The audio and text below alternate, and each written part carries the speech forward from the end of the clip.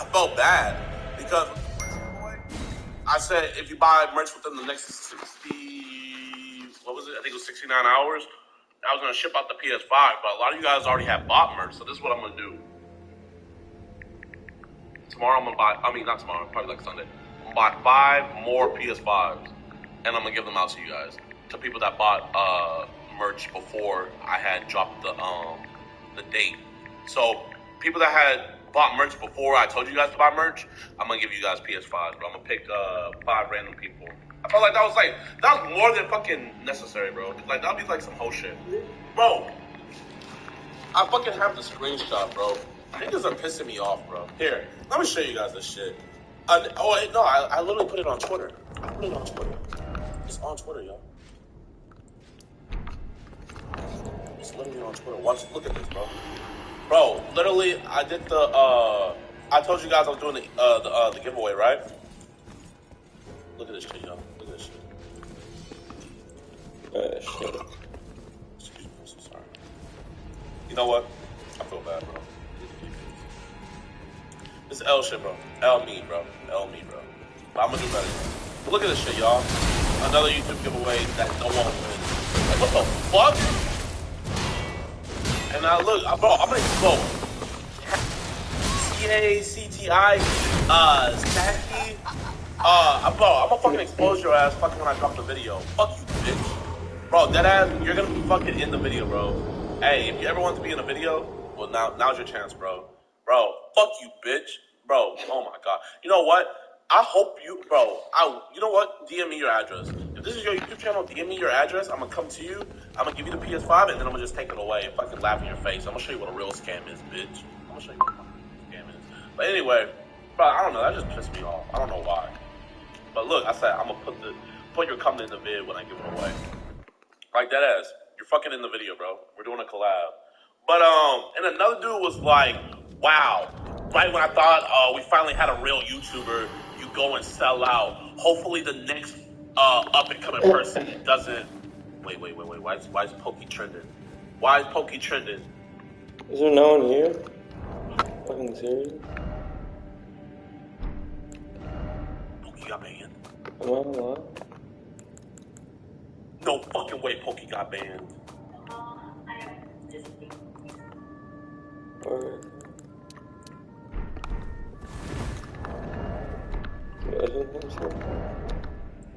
Hey!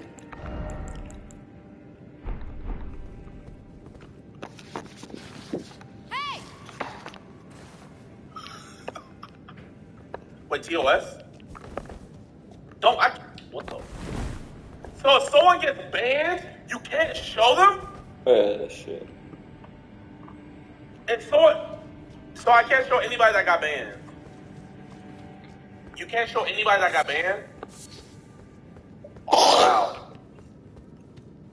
Well, you know what?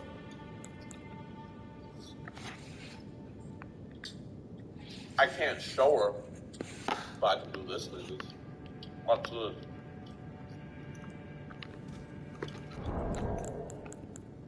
I can't show her, but I can do this, y'all. The next part of our stream, funny.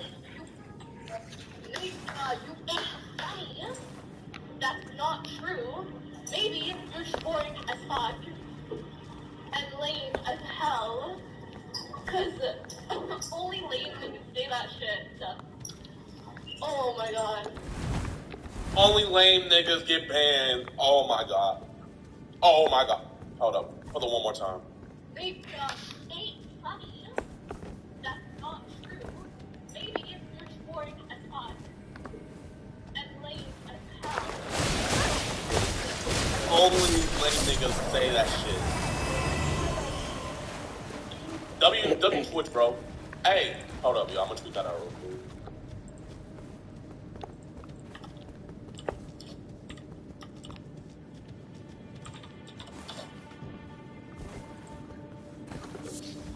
W Twitch. Y'all, I never. Bro, when are they gonna fucking ban Alinity? When the fuck are they gonna ban that bitch? She fucking abuses her cat. She abuses her cat.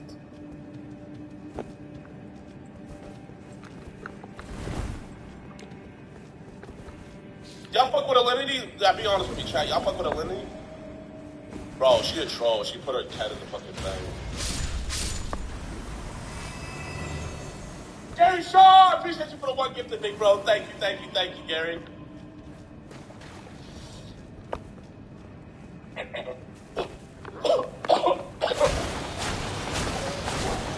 Y'all fuck with Alinity?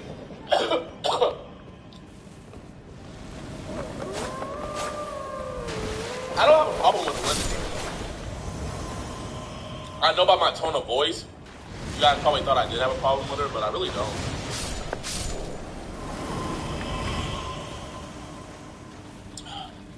I don't have a problem with her. All I know is that apparently she fucking somebody at Twitch. That's what I heard someone say. Do y'all think she's fucking somebody at Twitch?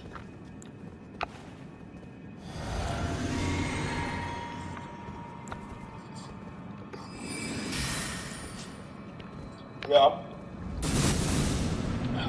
That's what I'm saying. She has to pop the MAGA file in the Discord. Bro, we literally went up 5,000 Discord users. Y'all niggas were literally flooding my DMs with like, where's Discord? Like, y'all niggas are actually fucking crazy. Y'all literally got the Discord jumped.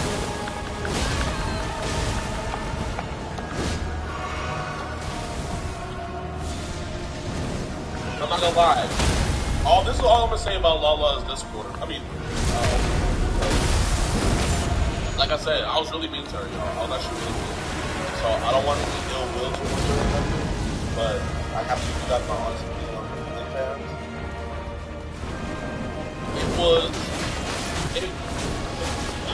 I'm not gonna lie. If it was on her Instagram, she would have. I'll just say it like this: if what was on her OnlyFans was on her Instagram, she would have 10 million followers on Instagram. But what she had on her OnlyFans isn't OnlyFans work. Like, I feel like Corinna is the only girl that actually makes her fucking OnlyFans work. Type shit. I feel that's what I feel. Thank you. Very hot. Oh. Bro. Y'all niggas showed me fucking Corinna to this, OnlyFans. I'm not gonna lie, her shit top tier. Like, bro, literally, bro, damn, chill, damn, chill, stop, damn, chill.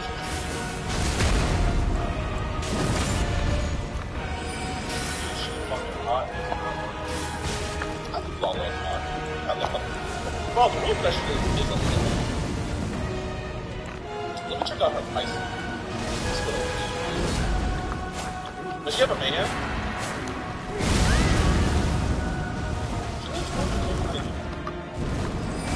I mean, that's still a lot.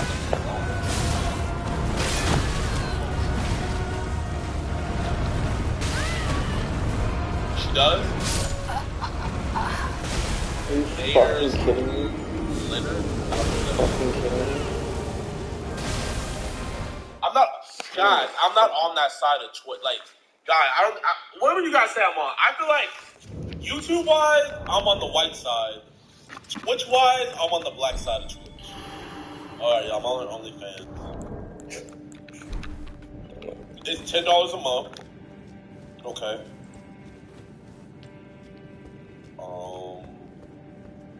I'm not paying for it, so I'm gonna just hop off. If you guys want to bless me with a link,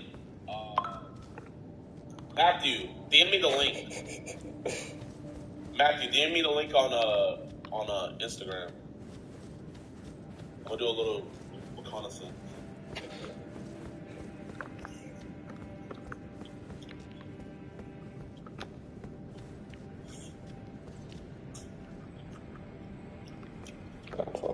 Jadina is a freaky fraud? Fuck no. Bro, I'm helping you guys out. Wait! Before we were doing all this, what the fuck were we doing? We were supposed to watch something. I forget. What the fuck were we doing before all this? Oh! Fuck! Bro.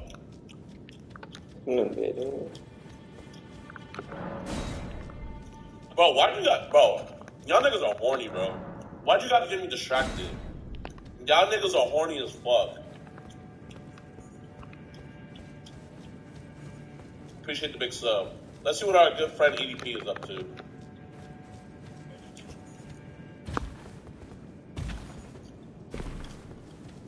Bro. What? I know damn well none of you guys looked up to EDP, but like, you gotta be honest, y'all. We all fucked with EDP. We all said, if we had an EDP in our life, we would be friends with him. We gotta be honest, y'all. What the fuck? Bro, we all fucked with EDP before this, bro. We all did.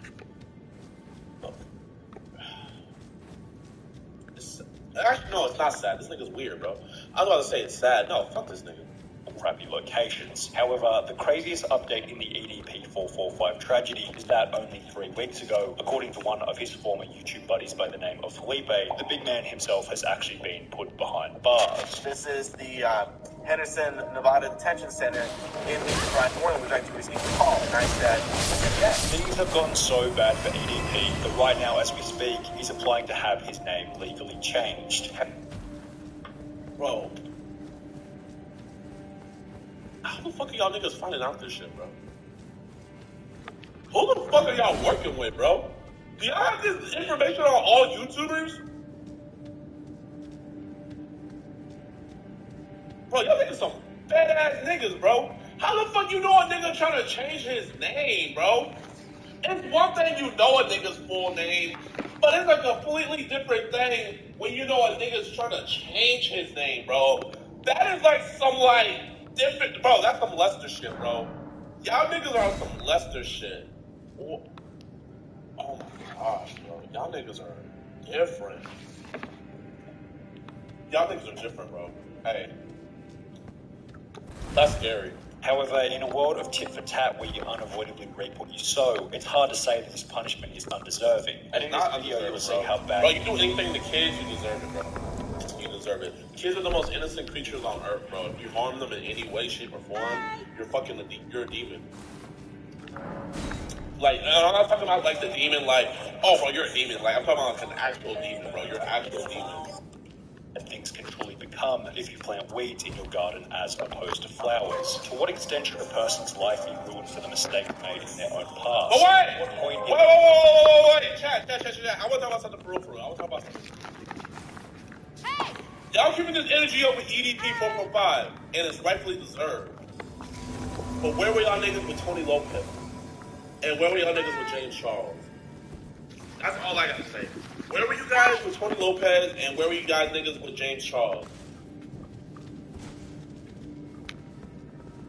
You can't say it's anything different. Tony literally fucked the underage kid. The nigga's a full-on predator. And fucking James Charles is out here sending pics to fucking little-ass kids. But I don't see this shit happen. Bro. Why are we not on their ass? Why are we only on his ass, bro? We should share the ass cake into all 3 of them. No. I mean, I was about to hit it bigger than black and white, but like, not, bro.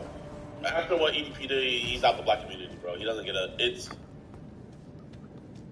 Bozo. Let's give him Bozo.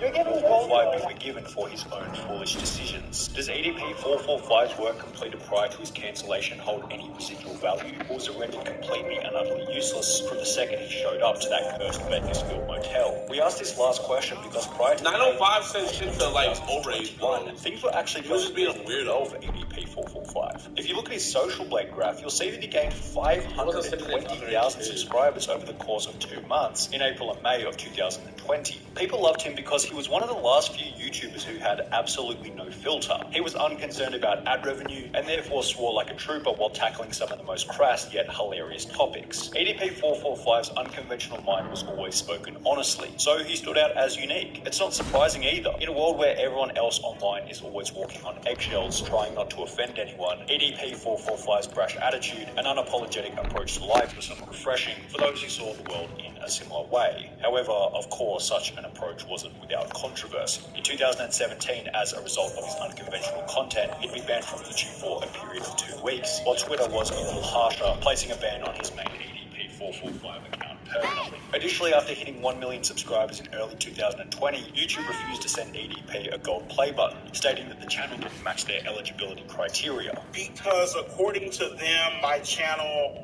doesn't match the criteria. And I'm like, my channel has 0 community guideline strikes. It has 0 copyright strikes. EDP would gain support from other large YouTubers such as Some Ordinary Gamers, who stated that the refusal was stupid. YouTube, can you just give this dude his play button? If he doesn't get his play button, I'm gonna buy him his play button. While EDP was also made a custom YouTube play button by a fan of the channel, displaying the love and support he had from the community at the time. However, perhaps YouTube and Twitter were able to say something objectively that those who loved and supported him could not. They might have seen that a man with such an unfiltered mind may have also been hiding some dirty skeletons in the closet, and correct is what they would eventually be. On the 18th of April 2021, EDP445 was caught in 4K on his way to pick up a cupcake.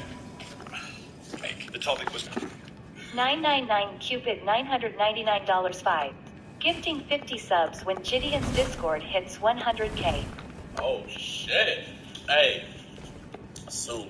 We're like at 22K. EDP445 was caught in 4K on his way to pick up a cupcake. That's Sunny B2. You're banned. You're banned, bro. Oh my gosh, bro. Wow. This nigga might be more of a menace than GCS. That was. The topic was covered by almost. Gideon equals EDP? Oh, bro, don't even play me like that. Oh, y'all niggas on some fuck shit, bro. Don't even play me like that. Y'all niggas, bro. No, Mac BTW live $3. Gideon, I love you, make my day way better. Appreciate you, G. I'm glad to make your day better. Bro, nah, fuck. Bro, hey, I promise you, fuck. Everyone in the commentary community. I'm sure by now many of you have at least heard of the EDP 445. Bro, to be honest, y'all, like, it was sad when we heard this, but bro, this shit broke the game, bro. Those memes, y'all, we gotta watch EDP 445 and something. Those memes were the funniest thing on earth. Bro, I've never seen anything funnier than that shit, bro. Bro, it should have never happened. But when I tell you guys that was peak entertainment, Fucking TikTok was jumping. YouTube was jumping. That shit was lit. That shit was lit. 445 situation. Creators who supported him in the past, such as Some Ordinary Gamers, would upload a video titled EDP445 needs to be arrested immediately. Why has EDP been dropping hard? Because EDP is an individual that actually got Chris Hansen. And after it was revealed that a similar situation had occurred as many as 8 times prior, many considered EDP unforgivable, and his life was subsequently descended into a state of chaos, what you might call bro, of the end. What fucking entity? If you ask anybody for the cupcake, or you say fist bump, everybody knows exactly what we're talking about. There'll never be another internet event. In the 7 days following the expose, EDP445 reduced to 100,000 subscribers, almost 10% of his entire count. However, how many followers he lost initially didn't actually matter. Because 7 days later, his remaining 2 million subscribers would disappear entirely after the decided to ban his account altogether. At the time of his banning, EDP wasn't exactly 30 years old, and had been creating content since 2008 when he was 19 years old. So the 179 million process meant that his entire portfolio of work completed in his 20s, 10 plus years worth of labour was wiped out by YouTube overnight. One of the statements wanted to reach to decide that EDP445 no longer deserved celebrity status or any kind of record related to any of his work completed in the past. Another method that EDP had for earning an online income was Cameo. You could order a personalised video and get EDP to say anything you instructed him to for the low price of $44. However, following the infamous cupcake event, Cameo would be contacted by numerous individuals who would receive responses along the lines of, "Hey there, thank you for reaching out. Our team is aware of the allegations and are actively investigating this. Thank you for bringing it to our attention. Kindly later." Less than a week later, EDP445's Cameo Joack account completed $5. another income. Daddy Gideon, give me a new iPhone? Half my phone burned out during last night's date. My IG is hunky12 if you can daddy. Stream had gone up in smoke. EDP445 then attempted to switch to Facebook. However, after gaining 6,000 followers, he'd be banned from the platform. It was the same story over on Instagram. His main account was terminated, at which point EDP was likely coming to terms with the harsh reality of his cancellation. However, just before his Facebook was deleted, he'd make one final interesting announcement. He planned on making his own website to which he would continue posting videos. EDP445 announced over on Facebook that he will be making his grand return to the internet with his own website to return to his old video type, I guess. Just want to let you guys know, man, EDP445.com is coming soon. Been about like a week, maybe 2 weeks from now. EDP445 seemingly got to the point of fully building the website, as discussed by Tipster here on YouTube. It still says coming soon, still says today's date. It does look like EDP is actually serious about this whole launching a website thing. However, after an apparent falling out with his website developer, as mentioned in a Reddit comment, the launch seemed to fail. Update, the website is now returning an error 500. So it looks like he's been having a little bit of trouble launching the site. Hasn't been working so well, bro. No bullshit, y'all, and I mean this, like, this dude's probably cool as fuck, bro. Who is this dude, man? Who is this dude? You guys know who this dude is? Who is this dude, y'all? Like, I mean, no disrespect at all. No disrespect at all, but bro. No, I'm not gonna say it. Like, all I'm gonna say is, why do almost all the people that do this reporting on stuff going on, expose videos, all have the same player build? And I'm not gonna say what that player build is, but I know you guys know what the player build is that I'm talking about, and I just want to know, why do they all have it? Why? Why? Like, why? Is that the only way you can become that type of... And like, bro, I'm dead ass, like, guys, like, I'm being so for real. I am not trying to be mean at all. Like, I'm just like... It's like Los Polos figured out the duplication glitch. That's all I'm gonna say. Like, Los Polos is out here duplicating in real life. That's all I'm saying. And to this day, the page remains as an unlaunched, inactive website. In spite of how much of a scumbag EDP445 truly was, you have to give him credit for sheer determination, because he then began to upload videos on another third-party website called 3Speak TV, where his account would be met with the same fate. Damn. It was banned. He wrote, for some reason my channel was deleted. I don't have a clue what's going on. I didn't violate any guideline. Can you please tell me what's going on? EDP. After this ban, it seemed as though EDP445 was slowly Lol getting $3. messages from each Black and Lives every Don't website. Matter at Aiden Ross 2022. Guys, I was playing when I said he was racist, bro. I was just playing. His career on the internet was finished. However, the internet wasn't finished with ending his career. Rich from Review Tech USA would state that he might be able to get a job working somewhere like Starbucks. However, it was only going to be so long before the trolls would come and inform him of his past. But I don't even know if you can get a damn job at Starbucks and keep it, because you... God. This... It's the same nigga, bro.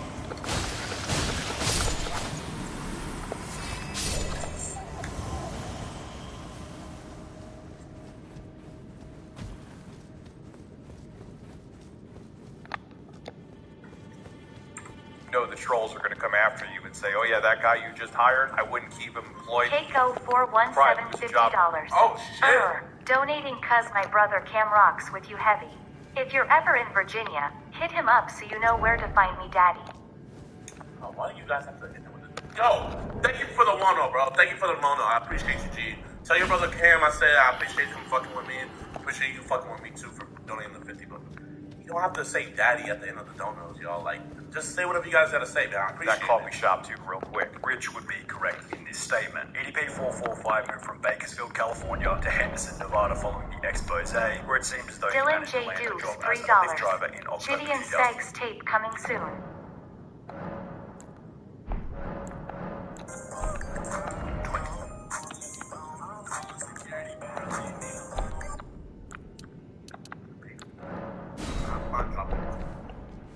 I don't got no shame in my game. I just feel like that would be weird for y'all. Like, no, actually, no. Because all you niggas will do is just fucking, every time I tweet something, you're just gonna put it on 999 Twitter. Cupid, $999.10. Daddy. I appreciate all the donuts, y'all, but like, Y'all going crazy. However, this Appreciate you guys. Thank fairly you. short-lived, as a Thank you, video thank you. posted to TikTok by a user called Lennon Jimenez would expose EDP445's Lyft profile, Where went from wanting cupcakes to driving for Lyft. and his position as a driver would subsequently be removed by the company. The situation would promote Reddit discussion, with one post stating EDP as a Lyft driver, how the mighty have fallen, which received comments such as, "Can you take me to the grocery store? I'm gonna go buy some cupcakes, and I hope he doesn't get on any food delivery apps. MF would eat my fries and I'd have missing slices of pizza." However, somewhat hilariously, it was revealed shortly thereafter that EDP had in fact been driving for both Uber Eats and Grubhub, which would also both fire him after finding out about the drama. He was driving.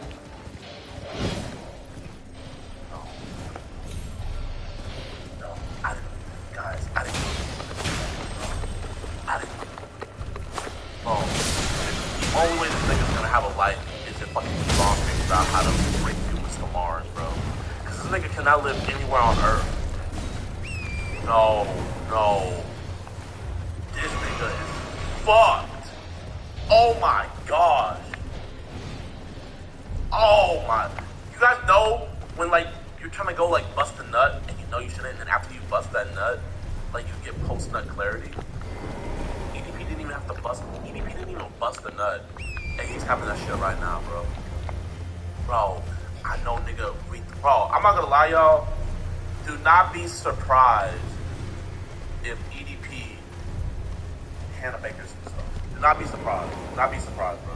Like, bro, at this point, like, I'm not gonna lie, like, that might be the only option. That might be the only option, bro. Like, and I'm not telling him that, I'm not, okay. Let me rephrase that, y'all. I did not wish that on you. You know what? I'm not gonna. EDP, just pray to God, bro. I apologize. I apologize. Okay. Just pray to God, bro. Ask him to forgive you for your sins. Nobody on earth is gonna forgive you for what you did, bro. So the only thing you can do is pray to God and ask for forgiveness, and then hopefully in the afterlife you're forgiven. That's it. That's all you can do, bro. That's all you can do. Go to church. You want forgiveness? Like what did Peter Parker say, y'all? You want forgiveness? Go to church. Bro dug himself in a... I low-key did, y'all.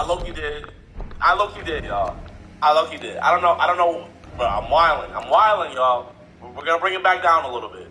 Just go to church. Ask for forgiveness. And then like that. We're gonna live it there, though. Driving for Grubhub We're gonna leave it there, y'all. and all three of those companies fired him. According to a very basic unconfirmed source, EDP also apparently applied at Chuck E. Cheese, but for obvious reasons. No, you fucking no. The baby. No. Bozo. Let's give him Bozo. You're giving Bozo. This nigga did not fucking go to... This nigga... I'm not gonna say, again, what I said earlier, but that's your only option now, bro. You fucking want to go apply to this nigga, bro. No.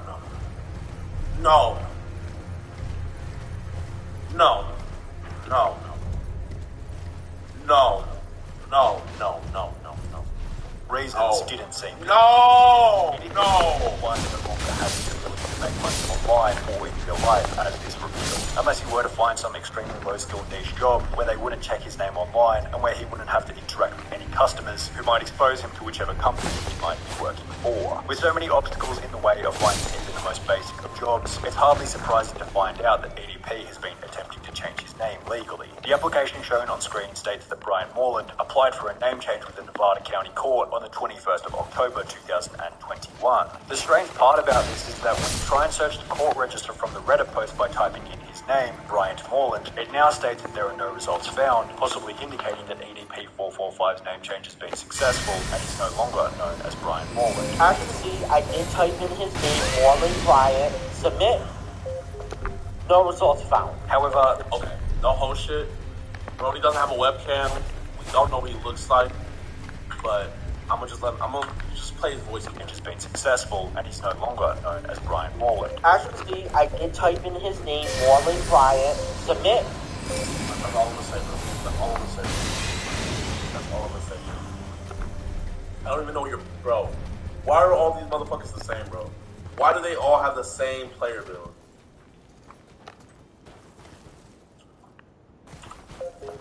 No results found. However, I'm not gonna say nothing. I'm not a bully. I'm not a bully. I'm not a bully. Subreddit is that he's not exactly hard to spot. This idiot thinks this will fix anything, LeMayo. He'll be spotted everywhere no matter his name. He should flee to Cuba or something like this. Changing his name isn't a good idea since it's gonna get leaked anyways. What good does changing a name do when you're as easily recognizable as him, lol? He needs to lose hundreds of pounds and get a hair transplant. Perhaps the goal is to have his name hidden for long enough in order to get a job, as other sources state that he's been unsurprisingly struggling with money. He's broke. Like, YouTube made him money, but after having that, he got broke real quick.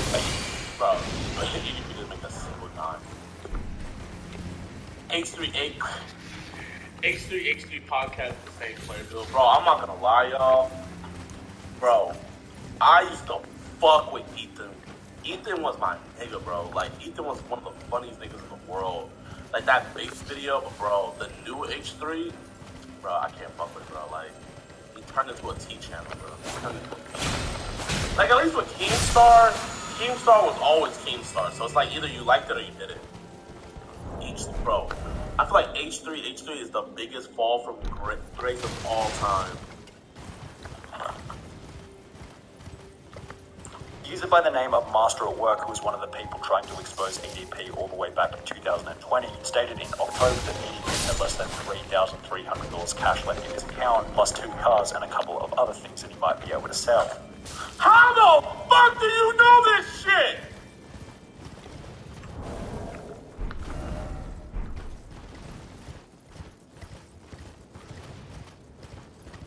How the fuck? 3,300 left in cash. How the fuck do you know?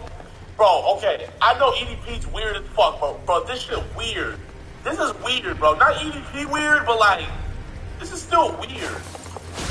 Cash left in his account, plus 2 cars and a couple of other things he might be able to sell. The only income that he has, other than the $3,300 that he has left in his bank account, is maybe the 40 grand in weapons. What do you fucking know, bro?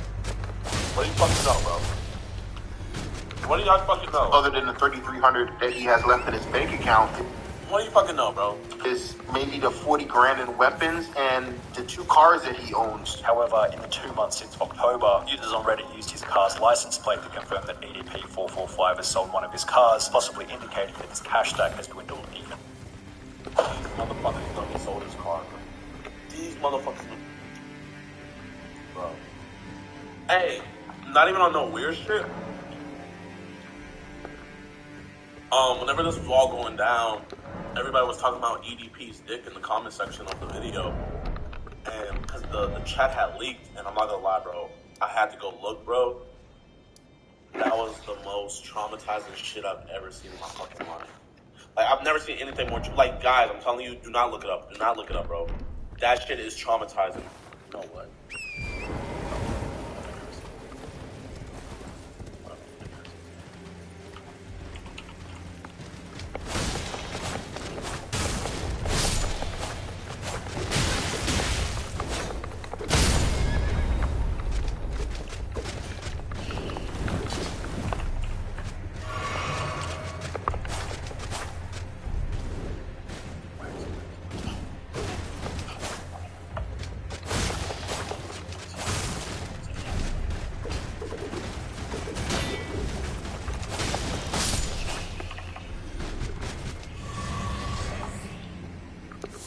Call Hersey.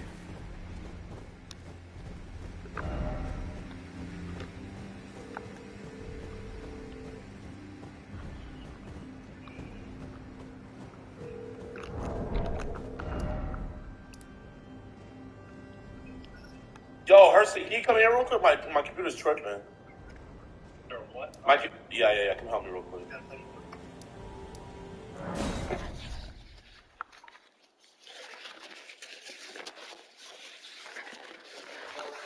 Yo, my computer's tripping, bro. I don't know what the fuck's going on. Oh shit, where you get that bridge from? Hey. Like here, look right here.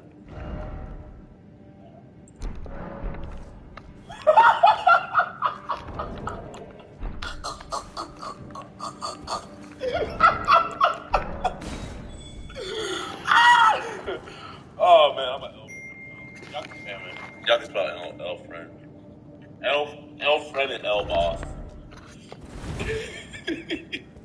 I've never seen the nigga run away that fast before.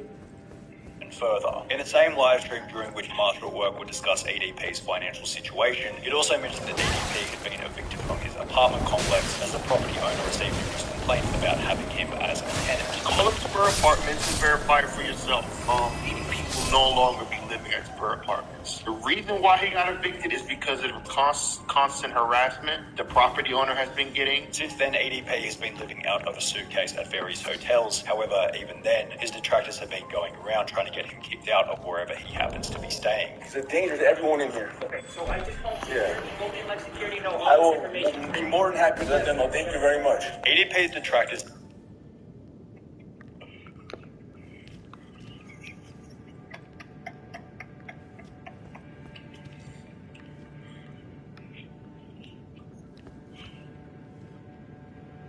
Imagine that nigga just got in, got himself settled. He's like, oh man, I got a place to stay for the night. He gets a phone call. It's like, yeah, this is room service. We're gonna need you guys. We're gonna need you to clear out in the next 20 minutes. Hey!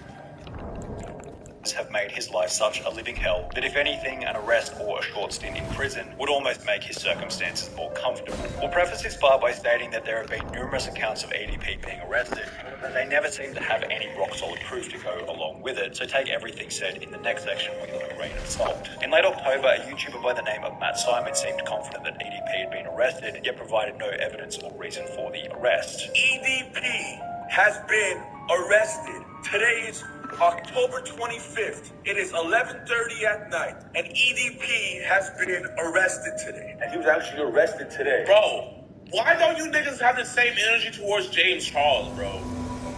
Like, are niggas afraid of James Charles? Bro, does James Charles even still upload?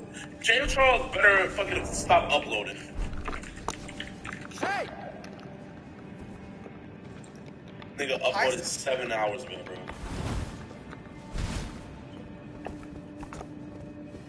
Still fucking uploading. Still.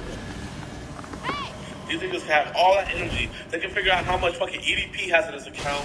They can figure out fucking how many cars he has. They can figure out what hotel he's in. They can figure out every job he has. But this nigga can still make videos. Hi sisters, James Charles here, and welcome back to my YouTube channel. For today's video, I am nervous. If you guys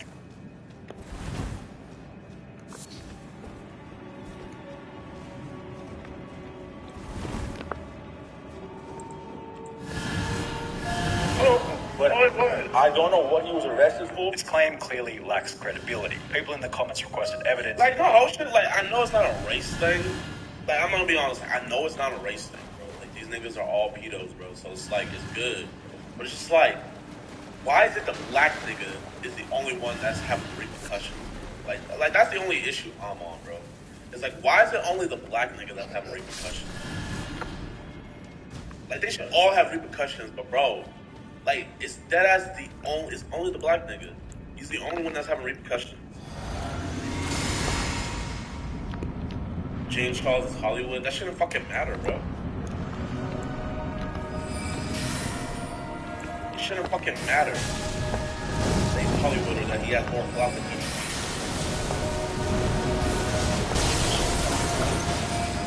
Nah, like, that's just actually fucking. Just actually fucking. forgive him Bozo. And then this nigga fucking is, bro. Bitch ass nigga Tony Lopez, bro. Bro, look at this shit, y'all. Look at this shit. Bro, Tony Lopez better not make me upload a fucking single video.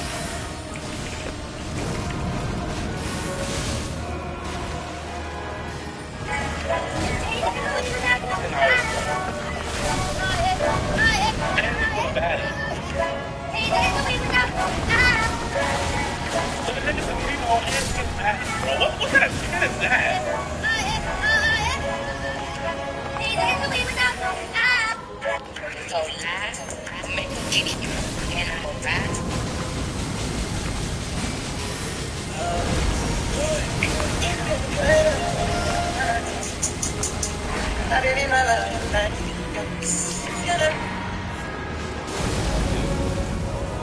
I guess y'all just make the choice.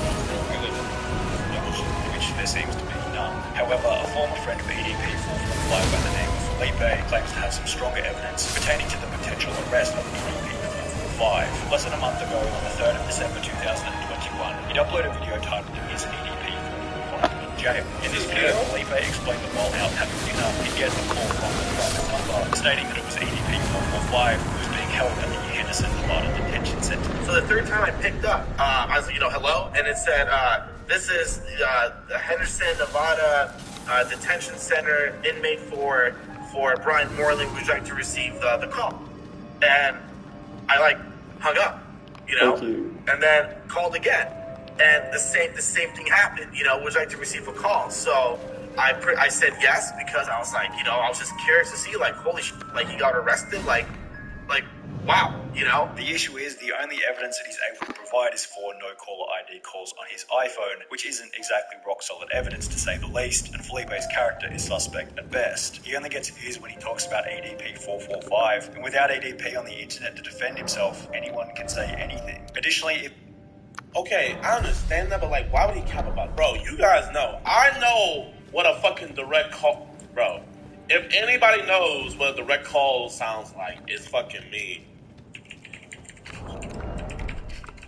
If anybody knows what a fucking direct call sounds like, it's fucking me. I mean, I do know about that, but not that. This is a collect call from The Marcus cousins. an incarcerated individual at Harris County Jail. You may start the conversation now.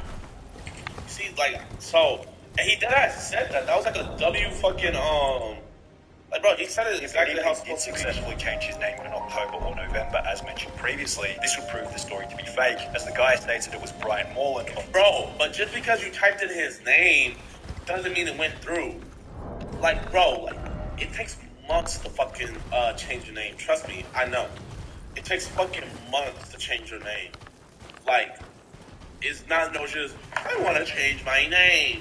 And then, I changed my... But it doesn't work like that, nigga. On the other end of the phone, one comment stated, looked up every inmate record in Clark County, which is where Henderson is, Kern County, which is where Bakersfield is, and Manatee County, which is where Bradenton, Florida is, which said that he was connected to online. No Brian Moreland is in any of those prisons.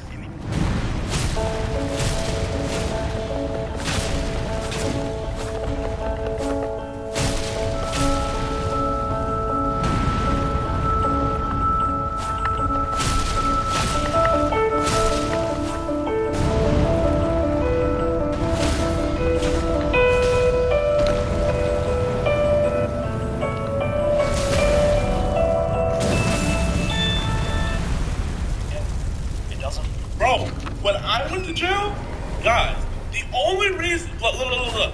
Listen, you guys know I went to jail. Y'all know I went to jail, right? Bro, you literally type in my name in the fucking, the directory of the county that I was in, bro. It won't come up. But I was fucking in that bitch. It just wouldn't come up. Literally, the only way... Wait, Hursty. What? Bro, when we trying to find my mugshot? And... we couldn't find it anywhere, bro. It literally was I didn't go. Hey, y'all, the only reason I got my mugshot was because a fucking cop, he literally took a picture of it and sent it to Vito. Because Vito's number got leaked in one of the previous live streams. And, the bar was still up. And he fucking just sent it to him. Fake ass mugshot. Bro, this is dead ass the mugshot. Oh, shit. That was the only way I got my mugshot, y'all. A fucking cop said, that, bro, dead ass, I thought I was never gonna get my mugshot. Bro, I got arrested, fucking November 9th, and this is December 8th. So that's how you know, bro. Why would I wait a month to post my mugshot? That's how you fucking know I'm not capping. I got arrested November, bro, look, dead ass, watch, look. Look. On everything, bro, I'm not capping. Look, November 10th, November 9th, November 10th. That's the only reason I have the mugshot is from that cop. W cop. You're in here, you're W. But he was look, please don't tell anybody that I sent you guys that message.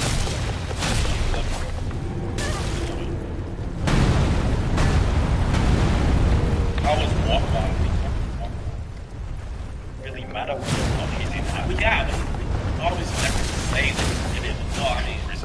saved his life. I haven't got the fucking man who made a mistake so bad that even outside of concrete prison walls, he barely has a drop of freedom.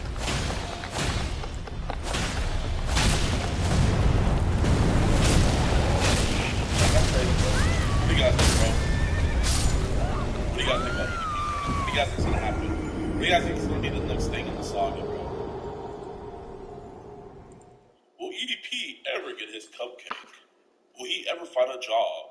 When will 12 finally capture EDP?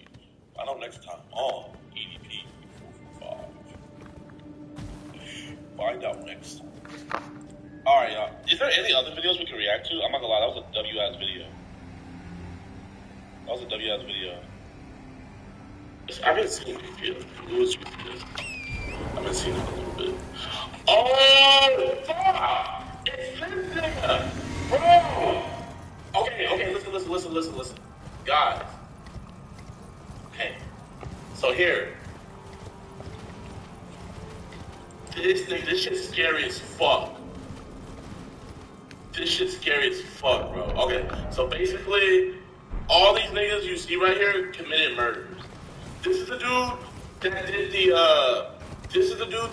that shooting back in 2018 at that school. This is the girl that I think she like killed her boyfriend with like a high heel. I don't know what this nigga did. I don't know what she did. Okay. Oh, do they have the Chris Watts one? I did watch the Chris Watts one. Chris Watts, oh bro. This shit would have us up. This shit would have us up. Okay, listen. We can watch that, or we can watch this girl. This girl is fire as fuck. When there was a big snowstorm here in Houston, I was literally in fucking lockdown just watching her video. So what she does basically is she tells horror stories. Or not horror stories, but she tells about murders and shit like that. Like, she talks about Ted Bundy, Jeffrey Dahmer, all them niggas. So here, what do you guys want? GSC? Or do you guys want to learn about some murders? Now look, bro, I did have to watch her videos, but she's tough as fuck. GSC. Okay. So, what? Okay, so you're not gonna... Damn, okay.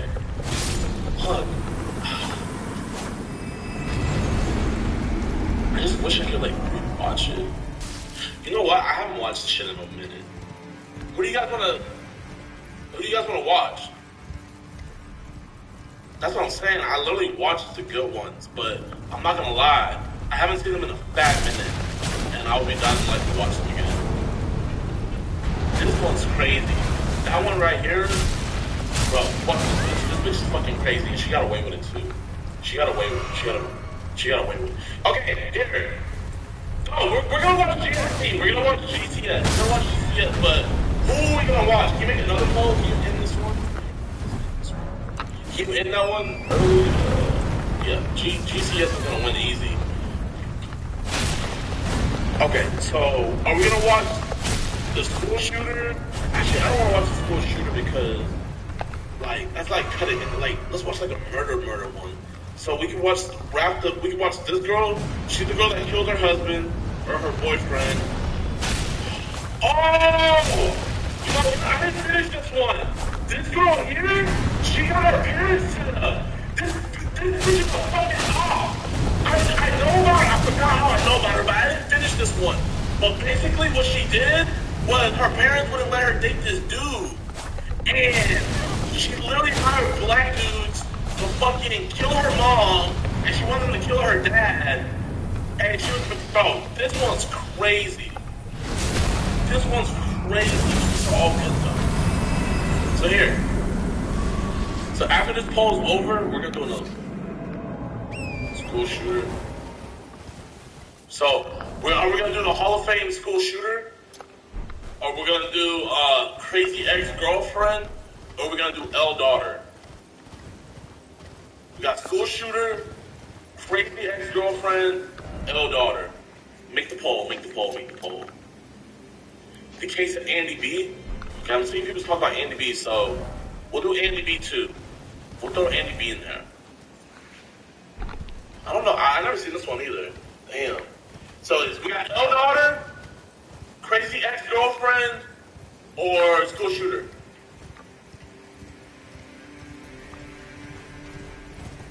Jump a pole, jump a pole, jump a pole. L daughter. Let's see. Okay, L daughter's in the lead. School shooters making a crazy comeback. Crazy X is up there too. Okay. I think it's gonna be L daughter.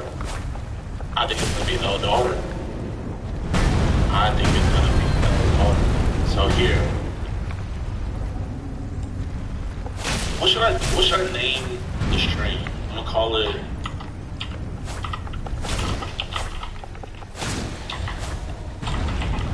Watching Murder Cases for all Halloween. Watching Murder Cases for Halloween.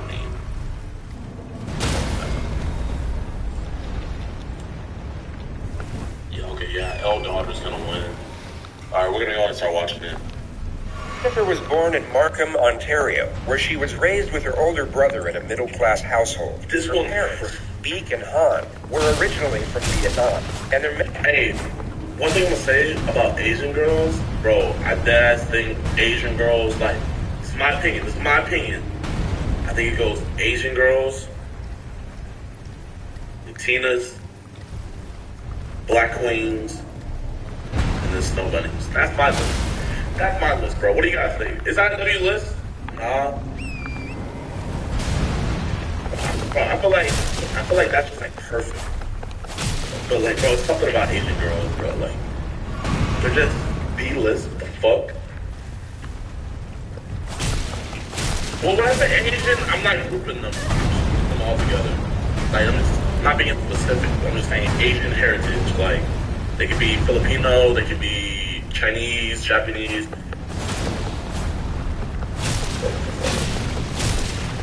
Indian?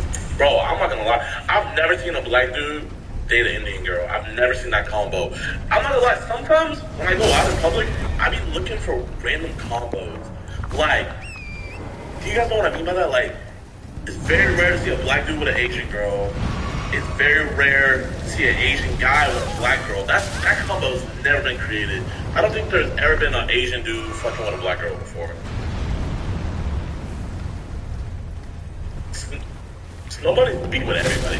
Nobody's beat with everybody. I've seen somebody with Indian people. I've seen somebody with Mexican people. I've seen somebody with everybody. But there's just combos out there that I've never seen before. Method of parenting was strict, very strict, what some might even class as authoritarian. Success and achievement from their children were seen as outright obligations, whether it be in academics or extracurricular activity. And some might argue these expectations took precedence over the well-being of the children themselves. Jennifer initially took the imposed pressure in her stride and put everything she had into figure skating. She had exceptional talent, and at one point was expected to compete in the... Did that actually hurt? She suffered a serious knee injury at the age of 14 and was told she could no longer compete. Her dreams were cut short. Damn. Who does that remind us? Who does that remind y'all of? Who does that remind y'all of that took a serious knee injury? Who does that remind you guys of? Damn, she got cut off in her prime. Fuck. Short, but of more concern was that her parents' expectations now had to be met through the more traditional route of education. And the issue was that Jennifer wasn't anywhere near as academically gifted as she was athletic. She was averaging a C- when her parents wanted straight A's. So rather than communicate with her, averaging a C- when her parents wanted straight A's. So you're not doing any sports and you're averaging a C-. Oh yeah, bro. Asian parents do not play that shit, Rather bro. than communicate, she decided to meet their expectations under false pretenses and began faking her test results. This led to her faking her end-of-year report cards, which eventually led to her faking it. I feel like all of us have control. It's all of our fucking grades before. In the abstract world of her parents, bro, I would literally control. I would inspect element my grades all the time, bro. I would do that shit all the fucking time. My mom would be like, show me your grades her boyfriend, and inspect who he Element. had been dating in secret for almost 8 years. She was eventually found out in 2010 when her parents discovered she had been living a double life and was then given an ultimatum. At 24 years old, she had to choose between one of two options. Option one was that she had to live at home under a strict regime, cease all contact with her boyfriend, and only leave the house to go back to school and pursue an education. Option two was that she could do whatever she wanted, but she would then be disowned from her family. She could never return home, and all financial support would cease immediately. Jennifer evidently decided neither option would suffice, so she created option number 3. She had her boyfriend arrange a mock home invasion, where 3 of his acquaintances would enter the Pan household and stage a robbery gone wrong. Okay, bro, there's no way that this nigga was friends with these dudes. There's no fucking way, bro. There's no fucking way in hell that these niggas would fucking associate with Daniel Wong. There's no way. Eric Hardy, David Malavikanam, and Linford Crawford. No, bro. These were not his friends, bro. There's no fucking way. There's no way that they were... Bro! Don't say racist. Bro, why do you have to get fucking black people? Why can't he get his Asian friends or his white friends to do... I'm not gonna lie, though. That does make sense. Like, I don't know. It doesn't... I don't know. Yeah. Like, I see why he did it, but why did he have to do it, you know? It's like, my nigga, like, I know why you did it. I understand the assignment, but it's just like, my nigga could have, like, took one for the team and, like, I don't know. The 2 instructions were to first ransack the home. Hey, those Asian, the triad shit, them niggas are scary as fuck. They go Hispanic gangs, and then triad gangs, and I would say black. What gang of, like, what race gang are you the most afraid of? I would say I would be the most afraid of, like, Hispanic gangs. I would say they're, like, top tier. Like, ain't nobody fucking with Hispanic gangs. And then I would say it would go the triad. Definitely wouldn't want to fuck with the triad. They will fuck your shit up. Then, I'm not gonna lie, I will put the Italian mob over black gangs. I will put black gangs at the bottom.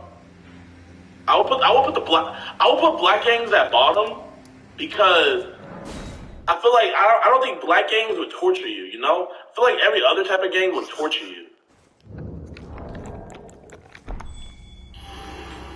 Someone said, I fear no man. Bro, if the cartel pulled up on me, I'm fucking... Somalian gangs? Oh, wow. I didn't even think about that. You're right. But I'm talking about just in America. I'm just talking about in America. Camera entering the home at 11:05. They were then seen running out just under 18 minutes later. It was at that exact time 911 received a call from the same household.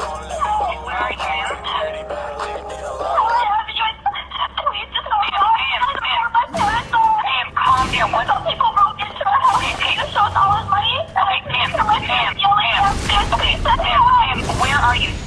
What? Avenue Road. Yeah. Do you spell the name for me, please? Dad?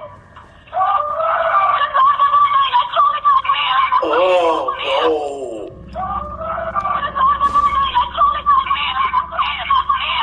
Hello? The way he's yelling, help. Ma'am, I need to know your address. Avenue Road. Avenue, my dad just went outside screaming. Ma'am, can you spell the street address for me, please? N-E-L-E-N. Still broken, and I heard shots like pops. I don't know what's happening. I'm tied upstairs. Damn, so you're tied upstairs, but you're called the fucking cops. Anne was shot twice, once in the neck and once in the head. She was killed immediately. The father, Han, was also shot twice, once in the shoulder and once in the face. He astonishingly survived and was put into an induced coma once he arrived at the hospital. Jennifer was taken to the same hospital as a precaution, but was soon cleared of injury. She sat by her father's bedside for roughly 3 hours before she was taken to the Markham police station to give a statement as a witness. I want to go through a form with you. It may seem kind of, why you're doing this, but this is it's like you're You're swearing to tell the truth about what you're going to talk to me about. And it's also going to explain to you the penalties for not telling the truth. I don't expect you not to help me, but for a homicide investigation, anyone who's very close to the investigation, we do this with. Okay? So this isn't... I feel like this, bro. This nigga knows, bro. He's on some J. Cole shit. He knows. He knows. Bro, that nigga know. He knows she got something to do with it. What she didn't know. So, like, she set up her parents. So her and her boyfriend set all this up. Suspecting that you're not going to tell the truth. This is more of a feature that you understand. Bro, I know for a fact that this nigga knows. The complete truth. Jennifer is not a suspect at this moment. She is only giving a voluntary statement under oath. She has not read her right to silence, but instead informed of her rights as a witness. She is basically told that fabricating evidence with the intent to mislead is an offense. After reading the notification off paper, the detective gives Jennifer a more human explanation of the instruction. What I've just explained to you is... Someone said ball spot is crazy, bro. I was thinking the same thing. Bro. That you don't have to talk. Like, I know niggas got clapped and shit with this, bro, but like, Brody knew the camera was right behind him, bro. Like, even I would have had the decency to put on a fucking do-rag. Bro, why is it? Bro, it's just the shape of a heart. This nigga literally has a heart on his head. Oh my. I don't want to, but the importance of talking to us, and if you're talking to us, the importance of telling the truth. And if you don't tell the truth, there's criminal consequences for not telling. Certified lover boy. That's all that stuff had to deal with. Okay? The investigator then leaves to get the commissioner of oaths, which is for the purpose of swearing in the witness, but he first brings in a box of Kleenex. Bro, get those crocodile tears. Oh. This is universally recognized as getting startled, yet the official term in neurophysiology is the startle reflex via auditory stimulus. Hyperarousal from a traumatic event can often exaggerate this response in a manner similar to how Jennifer reacted to the sound of the door. I'm not gonna lie, I was looking at a fake-ass startle. I'm the Commissioner of Oaths with York Regional Police. Oh, I know she bad. Statement either by solemn. You can just tell by her voice that she bad. Which do you prefer? Swearing on the Bible. Just put your hand on the Bible. Damn, so this bitch lied on the Bible. Wow. I don't know. Even if I knew I was going to, if I knew I had to lie to get out of something, I couldn't lie on the Bible. Bro. Like, I would just spill the beans. Do you, Jennifer Pan, swear that the evidence you shall give on this investigation shall be the truth, but the truth, and nothing but the truth, so help you God? I do. Once Jennifer is sworn in, the lead investigator returns to collect the statement. Now I want you to sort of take yourself back to earlier on today, yesterday, meaning the 8th of November, and tell me about your... Damn, someone said I'm lying crazy. You lying on the Bible? Y'all lying on the Bible? Okay. Let's say hypothetically, you clap some niggas, you clap your ops, right? Let's say hypothetically, you have to lie on the Bible. Will you lie on the Bible? But you lying can get you set free. But they make you lie on the Bible. Are you lying on the Bible? Are you gonna lie on the Bible? Be honest. But if you do, you're gonna get set free. No, yes, hell yeah. I'm lying on everything. Damn. Y'all lying on the Bible. Wow. My Gmail taught me better than AEW, man. I'm gonna lie on my office grave. We're gonna move forward, okay? Damn. Y'all lying on the Bible. Y'all lying? Y'all saving y'all ass? My mother, she woke me up and she told me that she was going to visit my grandfather. Throughout the day, Jennifer explains that she practiced piano, studied piano history, talked on the phone with her friends, and had dinner with her parents. Her mother left for line dancing at 8 p.m. and returned home at about 9:30, at which time Jennifer was alone in her room watching TV, ready to go to sleep. Hey, everybody saying no, y'all W's, bro. Y'all fucking W's, man. Hey, y'all niggas that say no are the same people that won't snitch. If you say you'll lie, then you will snitch too on everything. If you lie, you will snitch. So everybody that's saying knows a real one. We just going down with the crime, bro. If you can't handle the crime, then don't do the time. Alright. I forget how that saying goes. Suddenly, I just heard my mom calling for my dad to come down. And that's when I lowered the volume on my TV. And I could hear the voices weren't any voices I was very familiar with. And so I was scared and I couldn't move. I just sat in my room for a while. And then I thought I heard them all leave the top floor, and I peered out of my bedroom door. And a guy was there, and he came at me and had string in his hands and tied my arms back and said, I have a gun behind your back. Do what I say. If you do what I say, then no one will get hurt. Where is the money? Show me where your money is. My mom kept trying to get up, and they kept telling her, bro, my parents just got clapped. I'm not gonna be able to talk straight. I'm gonna be bro, I'm gonna be hyperventilated, bro. That's how you know this shit cap, bro. Your parents just get clapped and you over here fucking detailing everything like this. That's bullshit, bro. That's bullshit, bro. Fuck no. Bro, my nigga, I'm gonna need at least a week to talk about before it fucking happened. I'm not gonna be able to fucking give these niggas a breakdowns. Bro, this bitch is acting like Joe Buck and she's reviewing a play that just happened, bro. He had a 55 caliber behind my hand. It was around 11 p.m. That's usually when my menstrual cycle starts. Bro, you shouldn't be able to detail all this shit. And so I didn't want her to get hurt. I told her, Mom, sit down. Yo. They were trying to find her wallet, but her English isn't good, so she kept saying first. They kept pushing her down onto the chair. Okay. Take your time. This nigga knows that shit cap. All this is very important. This nigga knows cap, bro. He knows. Non-verbal He knows. communication up to this point has made sense, and the reflection of her mother's last moments seems to push her over the edge. It could be assumed the detective still considers Jennifer a victim at this moment, but in the next moment, he will start becoming suspicious. They kept all the lights off on the main floor. The only time there was light was when they opened the fridge door to see if they could find where my mom's purse was. Take yourself back to a moment in your life when you have been overwhelmingly upset about something, and at the same time were trying to explain to someone why you were upset. You wouldn't quietly and reservedly convey the events. You would likely blurt them out in a forceful and disordered manner. Your sole focus would be on processing your thoughts and conveying them into speech. The emotional turbulence of severe hysteria and grief makes it very difficult to convey thought into actual dialogue, and the simple wording of a sentence becomes very challenging. Jennifer seems to be more concentrated on how she's being perceived, yet finds her words easily and executes her sentences perfectly. Damn, bro. Imagine being this nigga's kids, bro.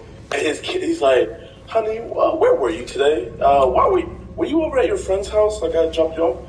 And she's like, oh, yeah, Dad. It's like, you see, the way you conveyed that to, bro, imagine your parents just break that shit down to you, bro. I wouldn't even lie to my parents at that point. I wouldn't even lie at that point, bro. The gentleman asked my father if he had money in his wallet and where his wallet was. So they took me, because I was next to the stairwell, they took me up the stairs to show them where my father's wallet was. But I didn't know. They had turned the room upside down. I didn't know where his pants were at that time. That the intruders... Oh, hell no! Hold up! Oh, that was... The intruders retrieve $1,100 from the master bedroom and then tie Jennifer to the upstairs banister. Finally got that food on my feet. My mom was asking them to come with them. Okay. They wouldn't let me come with them. After they said, the last things I heard them say was, you lied to us. You lied to us. And then I heard 2 pops. My mom screamed.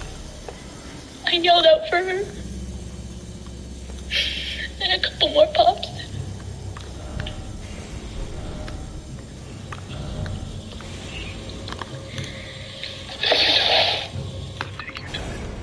This nigga knows it's cap because, bro, any other nigga would have been like, it's okay. Let me just say. Nigga didn't even want to touch her, bro. That fucking ball spot gives him superpowers. And I think I heard my mom say or moan or something, and then they did one more before they left, and then one of the guys said, Bro. "You have to go now, it's been too long." And then they ran up the door. Is this W acting or L acting? When they were out the door, I heard my dad go up the stairs, and I don't know. Jennifer has clearly gotten her story straight beforehand. Yet in the next moment, appears to realize how unusual it is that she was able to make a phone call when her hands were tied behind her back to a banister. She hesitates, stutters, and even looks to the detective for approval twice before she quickly moves on. I had my phone on me, behind me. Oh, that shit's so cringy. So I had my phone on me, behind me, that I had hidden there that they didn't know about. So when I thought that they had heard. Oh, okay. So when you're talking about your mom getting fucking popped up in the fucking back and shit, you have all the perfect words. But now, when the real questions are about how the fuck did you call the police when you're tied up? Now you're searching for the right words, bro. I hit it before. I hit it before. I'll leave, and my dad. Hey, you had us in the first half. The stairs, I whipped up the phone. Jennifer, you had us in the first half. But I still had. Bro, I didn't subscribe to this nigga, but this nigga lit. My dad running on the street, just moaning and making sounds. The detective then breaks the event down into components and has Jennifer go through each moment in more detail. The first of which is the appearance of the intruders. Jennifer now describes the one who appeared to be in charge. The only thing I can remember was him was he had dreadlocks. Dreadlocks. So are you that? Of course, bro. Her fucking L boyfriend had to fucking bring the black community down. Could have had anybody, but damn, that's tough, bro. BLM. Can you describe his race to me? He was black. Why'd she say it like that? So are you? Can you describe his race to me? He was black.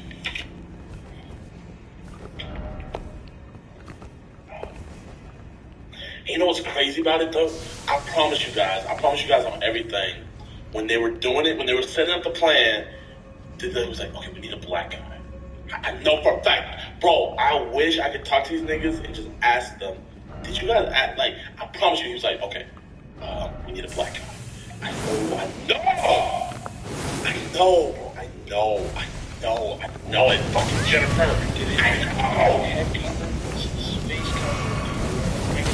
Just that his dreadlocks were kind of like flopping all over the place. I couldn't really see his face, and they kept the lights dark as much as possible. Did he have a gun? Did you see the gun? I only saw the top part of it. What did it look like? Kind of, it was black. Yeah. Do you know where the other? And this nigga had a fucking black gun, bro.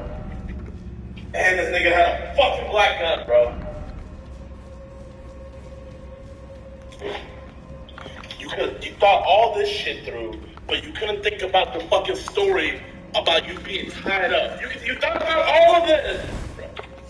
Guys involved in this, huh? I know one stayed with my parents downstairs. Okay. The other Black everything. Black man, black gun, bad black car. focused on him, like he was seeing me and he was coming after me. So you're saying there's three for sure? That's all you saw? A total of three at one time? You saw three people together? Yes, when I went downstairs, I saw 3 shadows. She details the And she called the fucking shadow, bro. She called her. Jennifer. I hope them bitches are fucking your ass up in prison. appearances of the other two. God damn! Were also black witnesses. The detective then brings her back to the one in charge. And the first guy. Bro, fucking just cancel the color black, bro. These niggas had an APB on it. Whenever you see black, bring it in. A fucking black cat, fucking swooping that bitch up. What you got, nerd? Meow, meow, meow. And they're fucking just slapping the cat around.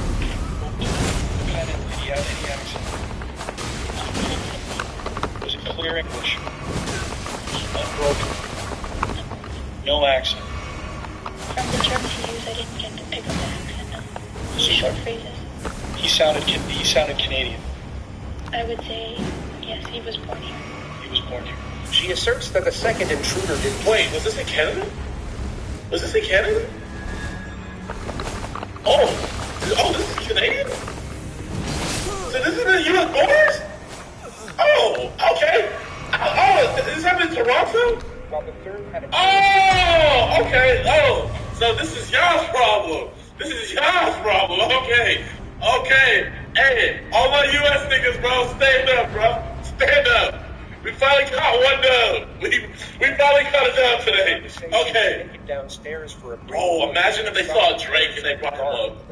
Her father was asked where his wallet was, and he told them it was in the master bedroom.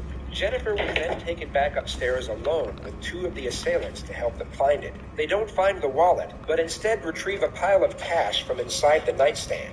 Jennifer was then tied to the upstairs banister and left alone as the intruders went back down. And the next thing I can hear are them telling my parents to move to the basement. Okay. And I'm asking them, why, where are you going? And my mom's yelling to me, I want my daughter. You have a basement? Why can't my daughter come too? I want my daughter. Jennifer then hears one of the intruders yell, "You lied to us." Who do you hear yelling, "You lied to us," or to that extent? Number 3. Number 3. I'm assuming it's to my father, because he was the one asking for the wallet. Now you hear this commotion downstairs. You said you heard 2 pops, and you heard who scream? Your mom. And what was she screaming? Do you remember? I couldn't make it out. It was kind of like a cry yell, so it was just... Okay. They had made the first round, or pop, and they had said, okay, that's enough. Let's go. Who said that? Whose voice is that? Number 1. Okay. And then I heard one more after that. And they were like, that's enough. Let's go. Okay. And again, that's number 1. Yes. So what do you hear next? After you hear the scrambling, they're gone. Because you're hearing no more. I gather that's how you assume they're gone, is because you don't hear them. Then you hear your dad. I reach for my phone. Okay. And you call 911. Okay. When your father exits, you hear the door open. You hear your dad, and then you... I can hear like outside noise. Do y'all need subtitles? Do y'all need subtitles? I mean, I'll turn it up. Do y'all need subtitles? You think that he's sustained some kind of injury because he's not, you can't understand what he's saying. Okay. What about, can you hear your mom? Okay. Where does your dad go? Do you know where, you never see your dad again until we're at the hospital. I think that's what you said, right? I saw him when he was on the gurney.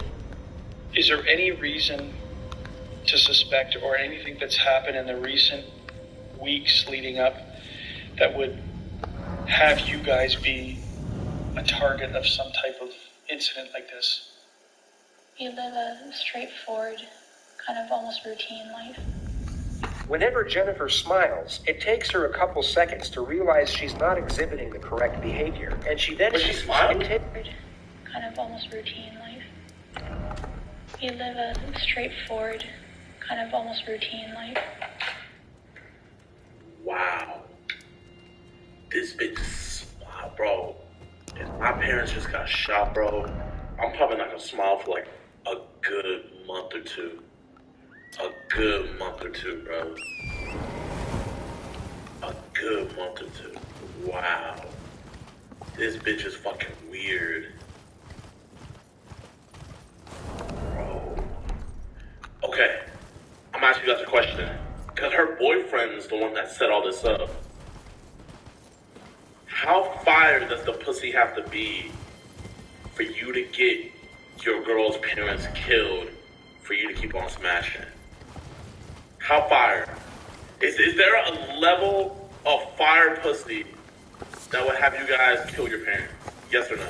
Yes or no? Because that's what I'm trying to figure out. Bro, that shit must have been a fucking tsunami, bro. Bro, if this nigga is willing to throw his life away for her, not, bro.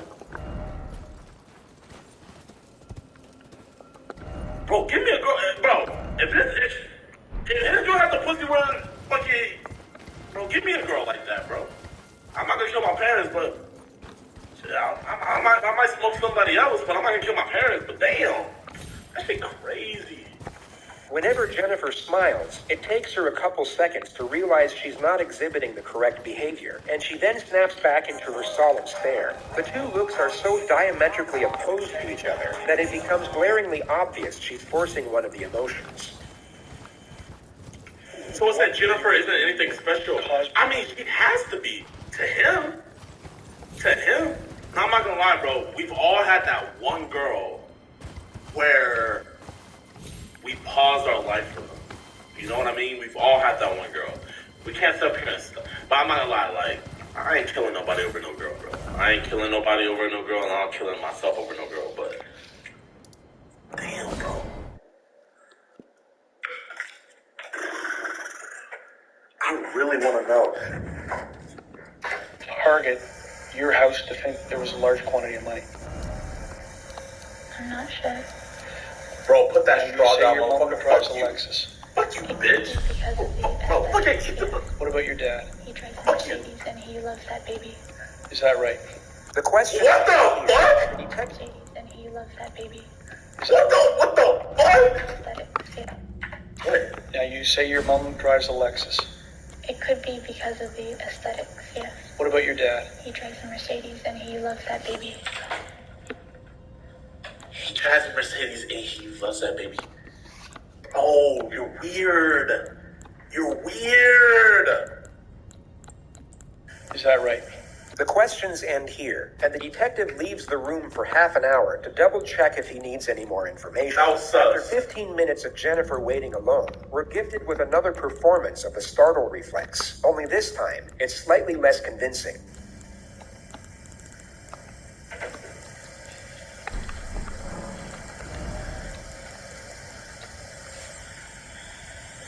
If investigators were certain of Jennifer's innocence, this would have been the first and last time she would have been questioned in such a manner. Police are extremely careful in how they involve victims in investigations as to not cause further unnecessary trauma. But on this particular occasion, it would come as no surprise that Jennifer's psychological well-being was of less concern. She was officially still a victim and witness, but unofficially a leading suspect. She was called back in to give another statement just 2 days later at 9 a.m. She was told the reason was to collect more details, but you'll notice that the line of questioning and the answers they obtained had little to no use for anything outside of Jennifer's culpability. The actual reason for this second statement is to collect further information to use against her at a later stage. In this interview alone, they already start the process of cross-examination and start to catch her out in previous lies. Jennifer is still a witness at this moment, and the exchange is void of any direct confrontation. Yet she is still put under a modest amount of pressure, and the holes in her story start to become ever more apparent. Wow. Take that first interview that we had, which was, hours after what had transpired, put it aside. It's almost like we've never spoken before, okay? So we're starting afresh. We're starting from new. That way you're not going to say, I think I already told him that. Don't worry about what you've already told me. Do you, Jennifer Penn, swear and declare that the evidence that you give in this investigation shall be the truth, the whole truth, and nothing but the truth, so help you God? Yes. We're going to see if we've heard or if you've remembered anything else. And there's some questions with respect to that statement that I'm going to ask you about. Okay, but I'm going to let you start again, and let's move forward from any time in that day where you want to start. If it's the time you woke up or if it's the time that your first interaction, it's your choice. Okay, I'm just... All right, here. Are y'all risking it for her right now? Yes or no? WL. Are y'all risking it for her? Would y'all risk everything for her? Oh my gosh, I saw a fucking W. She low-key bad. Oh, Rich. Oh, this nigga. She look bad here. Oh, hell. Oh, brother, that boy down bad. Oh, hell nah. Why are you nervous? Tell me about why you're nervous. Because I... Okay, wait, hold up.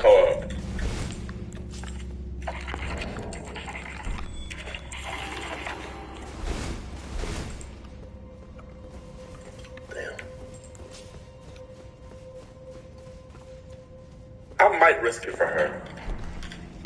I'm not killing my parents or nobody, but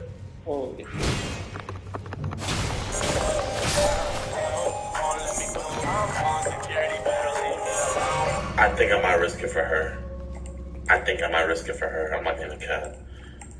Don't want to say the wrong thing. Oh, so Because that day was a lot. You're right. And I've been scattered, and so bits and pieces. That's the same girl. Fuck no, that's not the same girl. Fuck no. Fuck, bro. I'm not gonna lie. If that girl was her, bro, fucking. Call me Dr. Phil. I'm gonna be feeling bad for her this whole time. Even though I know she got her parents killed, I'm gonna be like, she didn't mean it. She got manipulated. Like, bro, I will be defending her. Fuck no. Fuck no. She ain't the same girl. Hell no. You just sit back. Hell no. Okay, just sit back in your chair. Hell no. That is not the same girl. No. Just follow my line. Just sit back in the chair for a second. Sit back. Relax. You niggas funny, bro. Y'all niggas funny. Close your eyes. And just breathe. No. You're banned. This nigga said, I'll kill my parents for Jennifer. You're banned. Get him out of here. No, you're gone. Fuck. I can't be. I'm gonna report you. This user is in a... Bro, you're done. You're done. You're on whisper mode. You are on whisper mode. This nigga said time for a new account. This nigga. Bro, you're done, bro. You're done.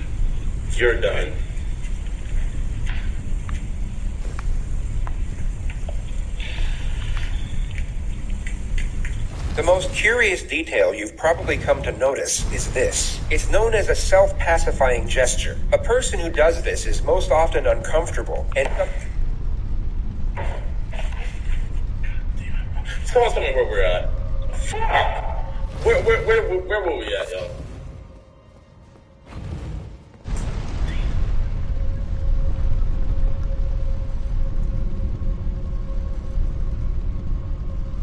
Oh, here we go. It's a coping mechanism to dissipate stress and afford self-assurance. What I can remember is W, come back. I woke up, had some breakfast. Bro, that practices on the y'all niggas being studies piano history, plays games on her phone, and speaks with her friends on Facebook during the morning hours. Her mom leaves to visit her grandfather at a... What about number 67 from Squid Game? Bro, I'm not gonna lie. If I would even think about killing my parents, if that thought was even...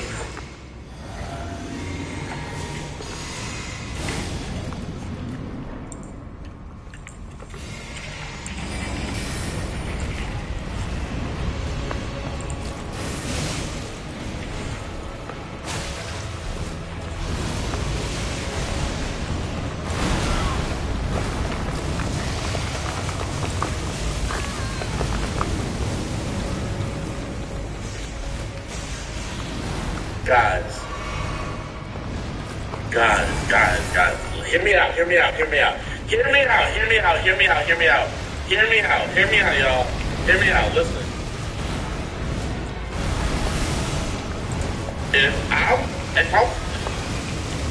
Guys, hear me out, y'all. Hear me out.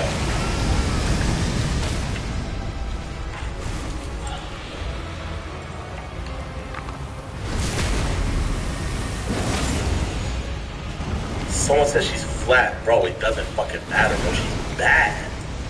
She's bad.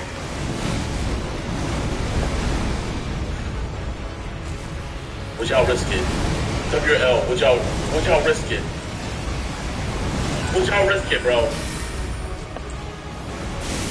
Would y'all risk it and you get away with it? You risk it and you get away with it. Are you doing it? Yes or no? Yes or no?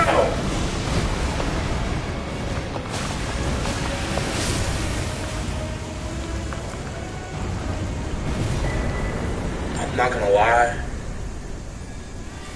I think I'm gonna have number 67 doing number 69, if you know what I mean. I think I'm gonna have 67 doing 69, if you know what I mean, yo.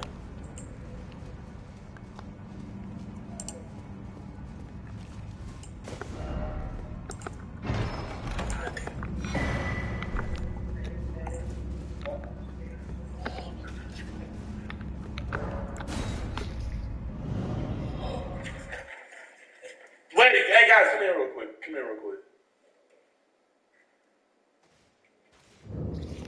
Are y'all risking it for her? Her parents aren't letting you see her no more. So you have to set up to get her parents killed. Are y'all risking it? I'm not risking it, I'm not gonna lie. If she told me to kill her parents, I'm like, damn, you crazy bitch. Like, if she told me to kill her parents, call me John Wick, bro. So I ain't gonna miss. That's true. Let's see what the poll says. No. Damn, risking it, no? Hey, y'all bugging. I'm risking it. I'm risking it for the biscuit. Y'all bugging. I'm risking it. If she told me to kill her parents, I'm risking it, bro. I'm risking it. And her parents are the reason we're not together? Line dancing at 7, then returns at 9:30. Jennifer at this point is in bed talking with her friend on the phone, and her father is in the computer room. She then hears her mother loudly call out to her father. What does she say? She's calling him by his name and to come down. Oh, yeah, not your parents, no. You have to kill her parents. That's on her. Oh, fuck no. No. Let me reiterate. Not our parents, her parents. Yeah. Say bye-bye to your mommy and daddy. Yeah. And she tells me She's clearly aware that she had to appear mournful over the subject matter, and so draws out his emotion at the correct moments. My nigga, she's literally like 27. She's 27, my nigga, bro. Don't play me, bro. Don't play me, bro. She's 27. She is 27 years old. 27, big 27. I do my research, bro. I ain't, bro. Deanna ain't getting caught lacking out here. Yet what's fascinating is how she's unable to maintain this emotion when inquired over the same elements. In this very moment, she appears completely grief-stricken, but when the investigator inquires further, this supposed grief rapidly dissipates. It's extremely difficult to convincingly act out an emotion while evaluating a question. It requires two completely different parts of the brain, which is why most people can only do one of these things at a time. This is exactly what you see in the next moment and continuously throughout this interview. What does that translate to? That's my father's name, Han. Come down here. Did she say anything else associated with that? I can't hear clearly because I was on the phone when TV was on, but that's what I heard. Is she yelling? Bro, did y'all hear what this nigga said? I gave this nigga the rundown this nigga said.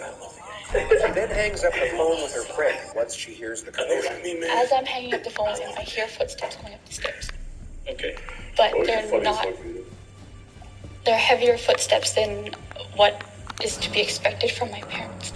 Okay. Jennifer hears unfamiliar voices, so she opens her door to investigate. She has spoken for 2 minutes up to this point without being interrupted, and once again manages to build up her emotion to correlate with a supposedly terrifying event. Yet as soon as the detective interjects with a question, we once again see this emotion dissipate. I peered out, and there was I would not get caught. a person in what would have been my brother's room. And where's your brother's room located? Just a little bit down I could see from my doorway to his doorway, just a little bit down the hall. Okay. The first intruder then robs Jennifer at gunpoint before taking her to the ground floor, where she then sees her... Bro, her acting is so much worse now. What the fuck? From where I was standing... What the fuck? Bro, what the fuck was that? From where I was standing... She started crying. I'm not gonna lie, I've done that exact same pose. Like, that's when she keeps on sucking pose. Parents sitting next to each other. From where I was standing, my father was sitting on the right, and my mother was She on some L acting. Sitting where? on a couch, on our couch. She folding Sitting on the her couch. bag. She's literally Are they looking out towards you? No, their backs are towards me. Okay. And you're now on the ground level? Are you on the floor? Or on the sitting on the stairs? Floor. I'm sitting on the floor. All right, where are your hands?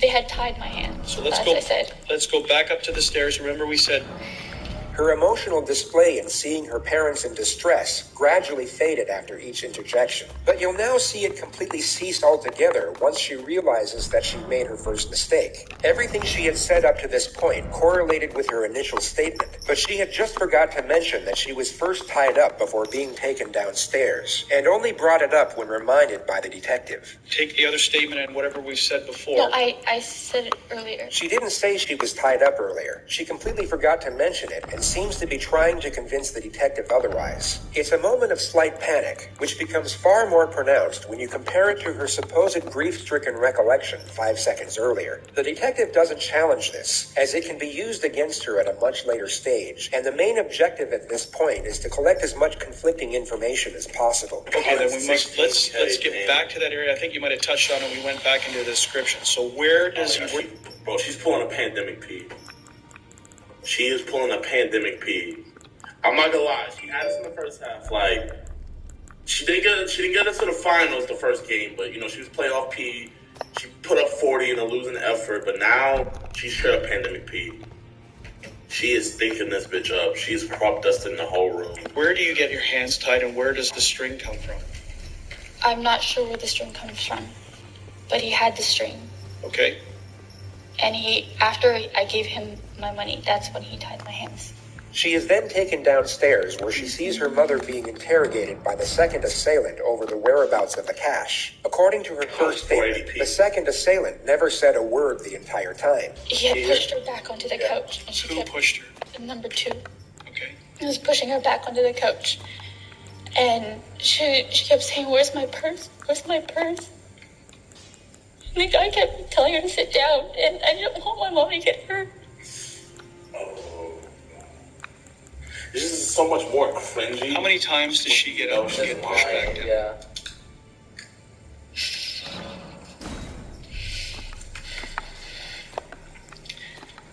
I'd say she got up twice. Has number 2 uttered a word at this point in time? I can't remember hearing him. Okay. So we're just correcting what you said earlier because you said earlier that it was number 2 who was asking where the purse is, what the purse is, and now you've said now it's number 1 guy who would initially. I want to see. It's all the purpose. The purpose here is clarifying what you're saying. So number 1 is number 1 is the one who's doing the talking about the purse. Number 3 is focused on your dad's wallet. Okay. Jennifer continues to make contradictions and is forced to correct herself multiple times after she notices the puzzled gaze from the detective. He inquires over the appearance of assailant number 2, who is wearing a hoodie according to the first You know what this shit reminds me of? Did you guys ever play that one game called LA Noire? Where you're like that fucking cop and you have to read people's faces? Like, I feel like after playing that game, I know when niggas are lying. Like her animation, she doesn't have the right animation set for me. Like, I could literally, if this was in the game, I would fuck her shit up. Like, I would literally just arrest her right then and there. In a heartbeat. Read the eyebrow. Like, see, I was an asshole in LA Noire. Even if they were telling the truth, I would always doubt niggas. It's either you could say they're telling the truth, doubt, or lie. I just doubted everybody. There was a fucking grandma, and I fucking doubted the fuck out of her, bro. And I got even more information. Never folded. Never. You get a good look at number 2 now of what he's wearing? All I could tell was he had a vest, and his face was like a long oval face. He had a vest? No, hoodie. Okay. Dark hoodie. Press X. Everybody spam X. Did you say everybody spam X in the chat to doubt? I did not spam X to doubt. Are you sure? Because when we spoke the last time, there was some mention of some other money that went missing. I believe when they were looking for my father's wallet, they had opened the drawer, and it was in an envelope. What drawer would that have been in? Damn! Bro, this thing on her ass! He said, what drawer would that have been in? Bro, this nigga's on her. This nigga's just spamming X right now. This nigga fucking. No. This nigga's not playing with her. At the doorway where I was standing on the left side, the bedside table. Whose side of the bed is it? That's my mother's side of the bed. Okay. More than likely a total coincidence, yet she almost appears to be praying that she gave the correct response. Fortunately for her, she was correct on this occasion. And approximately how much money?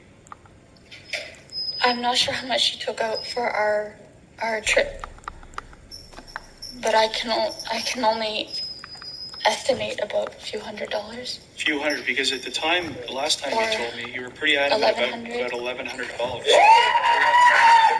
Oh, we got him. I remember she said 1,100. Even I remember she said 1,100. Even I remember that. Oh shit. Damn, I'm seeing stars. I'm not sure how much she took out for our trip, but I can only estimate about a few $100s. Few hundred, because at the time, the last time you told me, you were pretty adamant about $1,100. So I'm curious to know how. Wait here, before this fucking dude that thinks he knows everything breaks it down, I'm gonna break it down to y'all real quick. Watch Last time you told me, you were. As you can see right here, she shifts her eyes over to the left to avoid contact with the detective, to reminisce on what answer she gave before, and to the... Fuck, I can't use the big words he uses. But this is the face that she knew she fucked up. And watch. That nigga's gonna say that shit. Watch. That nigga's gonna say that shit. Watch. Watch, he's gonna pause it. He's gonna pause it, right?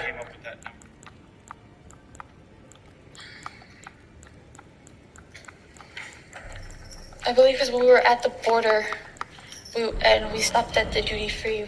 My mother was deciding whether to use her U.S. currency or her U.S. currency or her Canadian currency. So it was at that time you remember hearing $1,100, and is that the inference you're saying? Is that because you're pretty solid saying that it was $1,100 that went missing, that was taken, and that you saw it when we spoke, and who took it? Who took possession of the money? I'm sorry. It's all right. The detective lets the contradiction slide once more. Jennifer is then brought to the moment where the intruders had just left, and she is tied to the upstairs banister. Let's come back to now. You're being taken to the banister in the upper. Don't apologize, okay? I'm going to try and ask you questions to try and clarify points. Okay? If you don't remember, you don't remember. Okay, so there's no apologizing. The only reason you would apologize to me is if you've lied to me.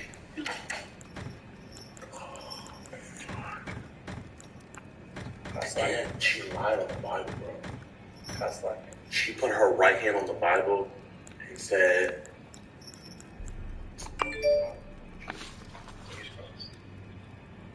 Cross the toes. Okay, so then in this case, then don't apologize to me. It's okay.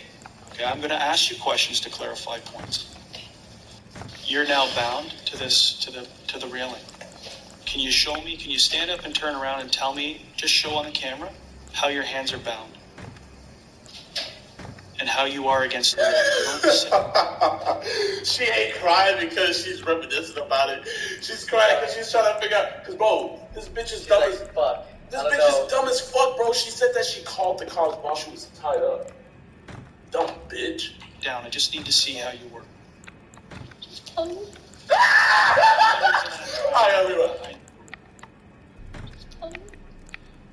The only reason down, I just need to see how you work.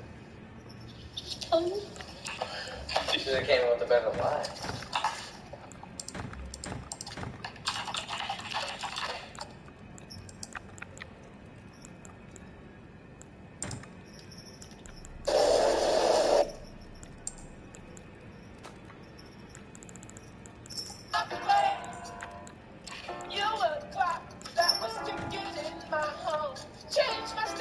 Ladies and gentlemen, we got him.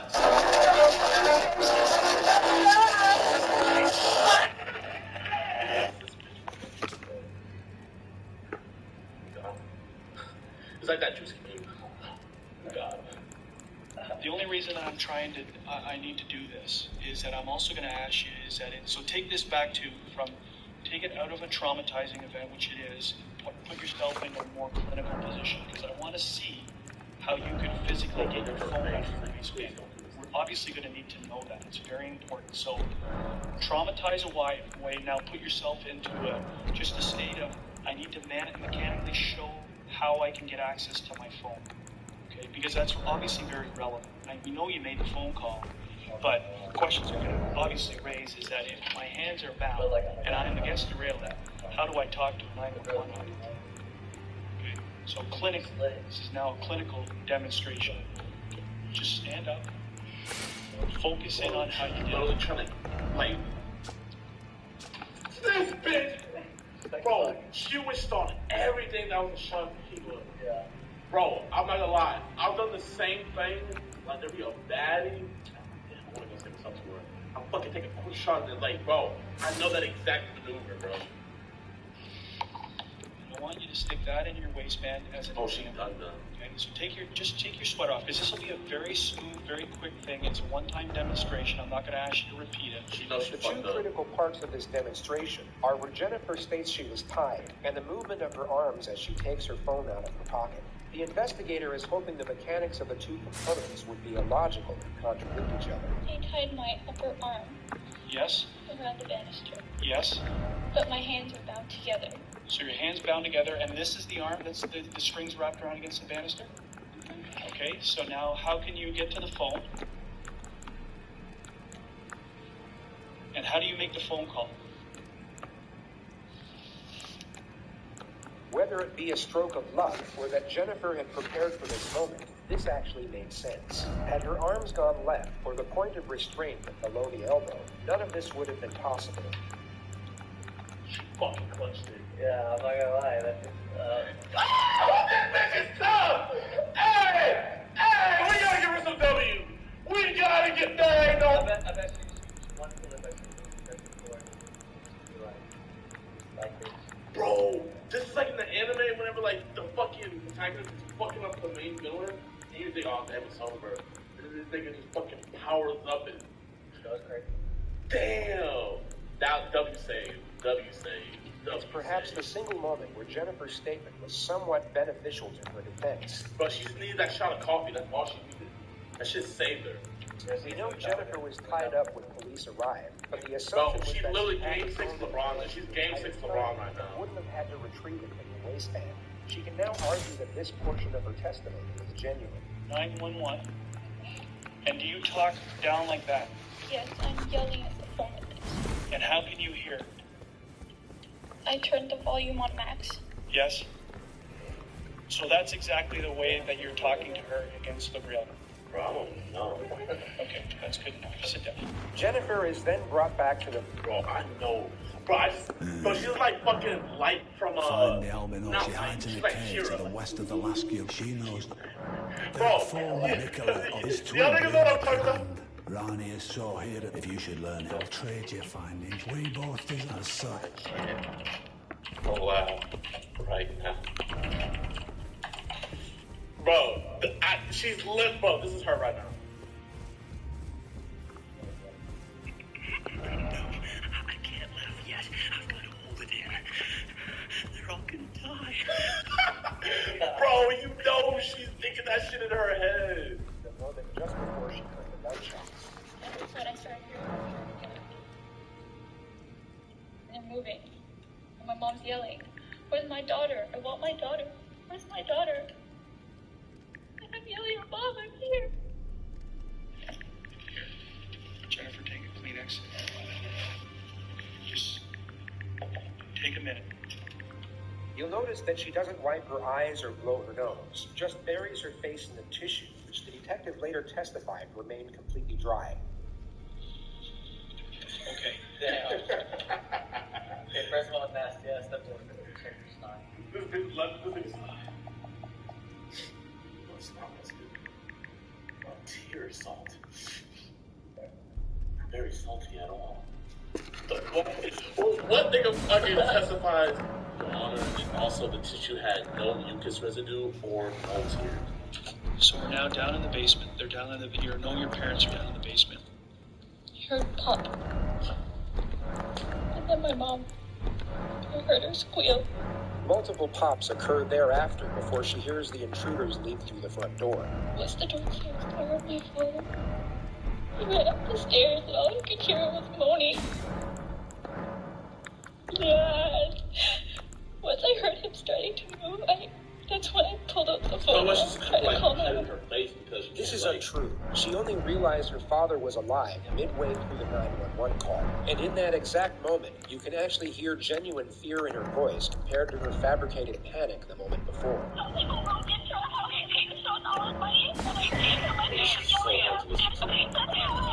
are you? What?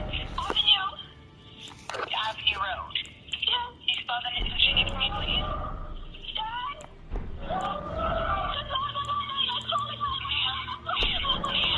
The final part of this statement is collecting information to set up the main strategy for Jennifer's interrogation that will take place 10 days later. They go through Jennifer's past and gather intel to lay the foundation for what's known as the how and why solution, which will be explained in further detail at a later stage. What I want to do now is I want to go into your past, okay?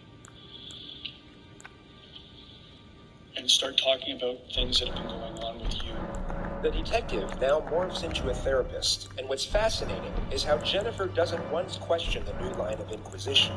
Many argue that it was the first time Jennifer was even asked about such matters, giving reason for her willingness to open up. This may have been the first time in her life she was able to process her frustrations and vent to someone who appeared to care. The first topic is her parents, and the expectations and pressures she was under to succeed, which led to her faking her grades and then her college degree as to not be a disappointment. How did you feel about that? How did you feel about having to lie to your parents? I felt guilty, but every time I tried to bring it up, there was just so much expectation. Did you have any resentment towards him for this? I chose what I chose, but in the end, I chose my family. Wow.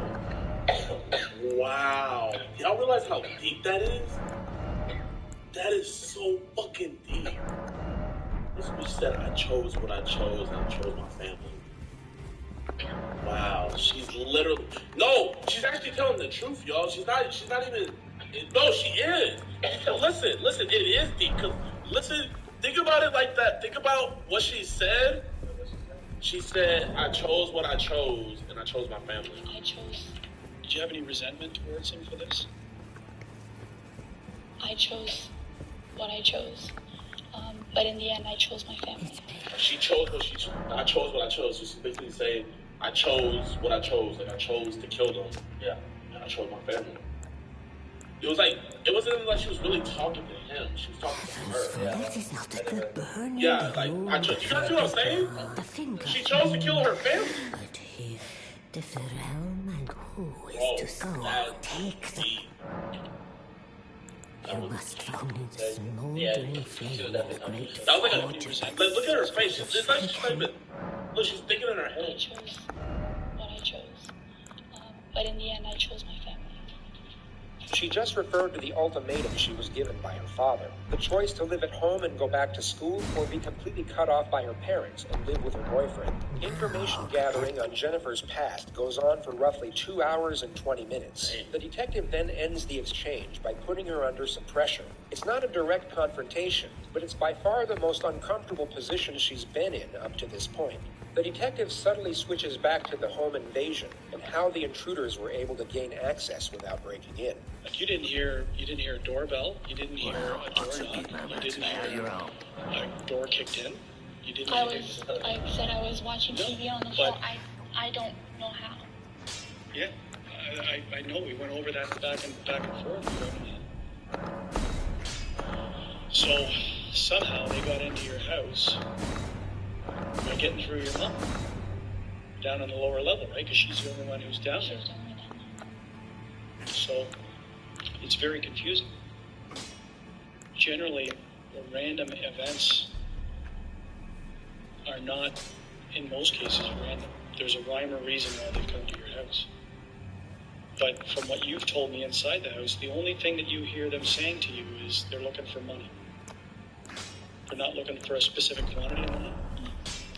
So you're telling me that you had no involvement in what happened, meaning not saying how the outcome came, but you had no involvement in any type of illegal activity that would have drawn you or the attention of you to have bad people come to your house looking for large sums of money.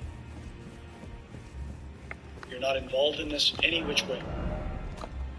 Because the question obviously stands, Jennifer, is you're upstairs and they're downstairs.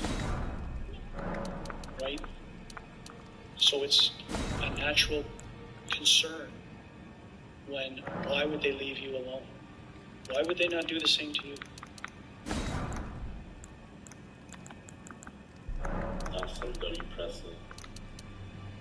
You can't answer that question. The only thing I can say is he said I cooperated.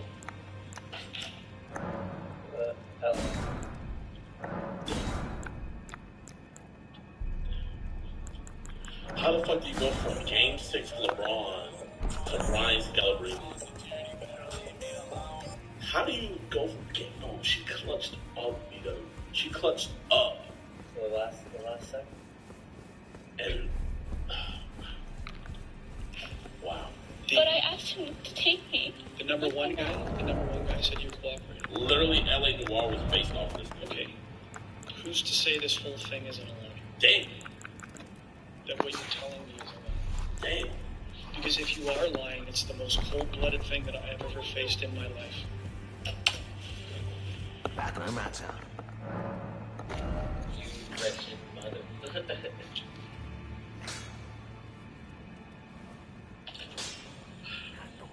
Someone said 28-7. 28-7. No, 28-3. 28-3. 28-3 to the Falcons. Oh, shit. 28-3. 28-3 in the chat. 28-3 in the chat. There's nothing that you've said to me today. Back already on my town. Now, back to another very difficult question. But if I don't ask it, I'm going to be... It's an obvious one. The resentment that you may have had towards your parents for the interference in your relationship and your life and essentially locking you down in your house. At the end of the day, Well, this nigga already cracked the code. And I chose to be with him. And if I... You know the thing about it? Her dad lived. wanted to, I could have just left, but I didn't. I wanted You're gonna do to some fuck shit, y'all. Don't leave any who's in. So this wasn't some evil plot that you thought up to? Oh, looking out for them, bro. Don't leave no loose ends. No interaction, no belief, no, you didn't have anything to do with this thing at all whatsoever. You don't engage in illegal activity? No. Because you know that it'll be very easy. It will be a very easy thing to discredit you. We're in the process of trying to add credibility to what you tell us, and that's through the process of asking people and doing whatever. Through that same process, it will be very easy to find the flaws in what you said, which again then turns the focus back to you. Okay? It's a natural program. It's a natural thing that investigators do. We eliminate people, or we draw our attention to them. It's a natural thing. It's not brain surgery. Okay? Okay, I'm not gonna lie. That was kind of low-key racially motivated. I think that was low-key. She could have been a doctor. That's what I'm saying. Why did you have to say brain surgery? Why brain surgery? They always say rocket science. It's always it's not rocket science. Why do you say brain surgery? Wow. If I were her, I would sue the fuck up the police. That's like if he told me it's not making Kentucky Fried Chicken recipe. Like, what the fuck you mean by that shit, bro? Playing basketball. Alright, bro. Okay, he's sold now.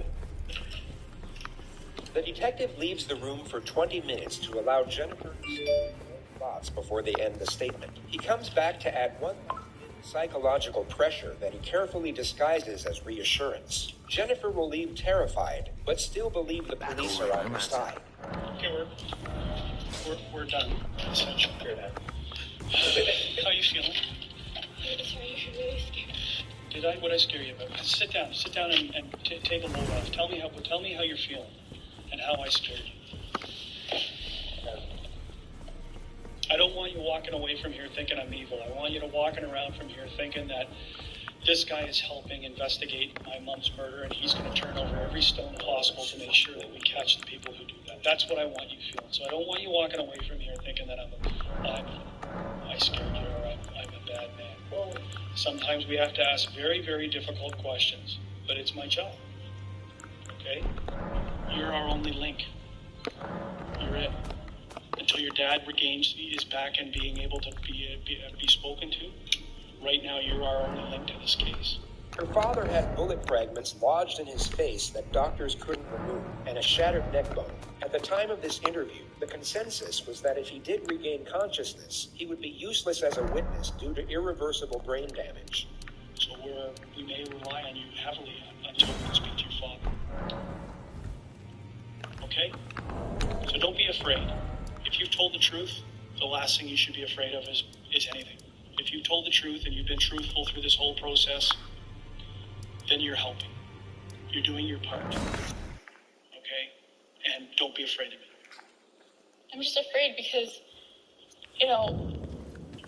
I know everything is just all pointing negatively right now, and I don't understand why. I feel that, the way you're speaking to me, it's kind of like, I know you said that you had to say those things, but it's here, and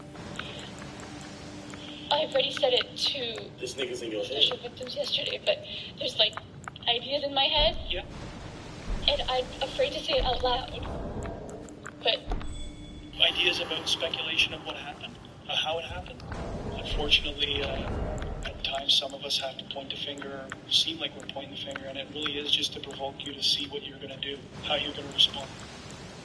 Okay? So it's only a question. I'm not gonna lie. I think I can pass the shit with flying colors. Okay? You have nothing to Yeah. And then I was thinking the same thing. Like, I think I'll be stone cold. Like, I think I would just say everything right. Like, you know how, you have time in video games? You know how when you're playing Detroit Become Human, and you have time to, say the right thing? I think I would always say the right thing. Call me fucking Walking Dead, bro. I'm weak. I'm weak. I'm gonna say the right thing every Police time. kept Jennifer under close observation from this point forward. A surveillance detail was assigned to track her every movement, and she was even monitored at her mother's funeral 3 days later. According to reports, she was emotionless the majority of the time, only showing what appeared to be feigned grief at certain moments. She never shed a single tear, and kept her eyes to the floor or completely shut for the entirety of the service. Jennifer's father had in fact awoken from his induced coma the day prior, and miraculously seemed to remember everything from the night of the incident. He would give an official statement in secret on November 16th, and multiple parts of his story contradicted what Jennifer had told police. The most significant detail was that she was never tied up, but instead walking around freely and talking with the intruders as if they were friends. Damn! Damn! Damn! Oh, fuck. Pops is pissed. Pops is pissed. Yeah. You just killed his wife. He's out for vengeance. Wow.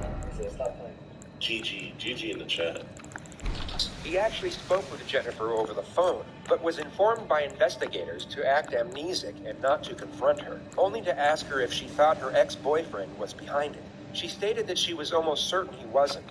The only issue with Han's statement was that he had suffered minor brain damage from the gunshot, which could be used by a defense team to refute his testimony in court, or even get it thrown out altogether. Furthermore, it was essentially his word against Jennifer's, and their turbulent relationship would also work greatly in the defense's favor. York Regional Police knew they needed a confession for the best possible chance at securing a conviction, so they assigned their most experienced investigator to conduct Jennifer's interrogation. She was called back into the Markham Police Station on the 22nd of November at 2:30 p.m., a week and a half after the incident took place. So just for the record, it is the 22nd of November 2010. My thing is... Wait, 2010? My thing is like fucking 2002. Yeah. What the fuck? I was thinking the same bitch had a fucking sidekick in 2010. A sidekick? She literally had a sidekick. Yeah. Bro, if my parents gave me a sidekick in 2010.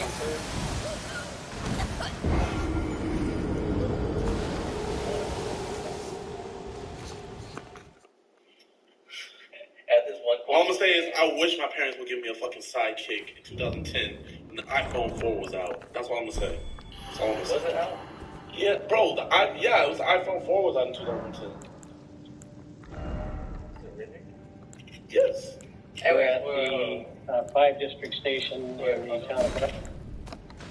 I mean, honestly, like if I would have set this up, I would have told you to like act like part of it, you know. Like I feel like that's her dumbass fault. She should have knew better to not. Yeah, bro. She should have had them niggas fucking slap her up. Yeah, bro. I'd be like, hey, like, bro, throw me. You know, just you gotta make it seem like I'm not doing this. Bro, like you gotta play it smart. So even if you would have looked up, it would have been like, damn, like, they just attacked us like on some shit. I would have just told them they gave me the Ray Rice special. And I would have just go Ray Rice on me and just fucking fuck me up, like just go crazy. Bro, I mean she's already crazy, so she can eat that shit. Arkham, my computer right now says 2:39 in the afternoon. Okay. Just for the record, my name is Detective Martin Gates. You can just call me Joker. And what do you like to be called? Jen. What do you prefer, Jen or Jennifer? Either or? Okay, so Jen, you're aware that the audio tape and everything's on. It's the same as last time. Okay, you've been here on 2 other occasions, I understand. On the 9th of November, and I believe again on the 11th of November. Is that correct? Okay. And you know why we're here today? Because your bitch ass fucking got caught lying. That's why you're here. Yeah. Regarding what?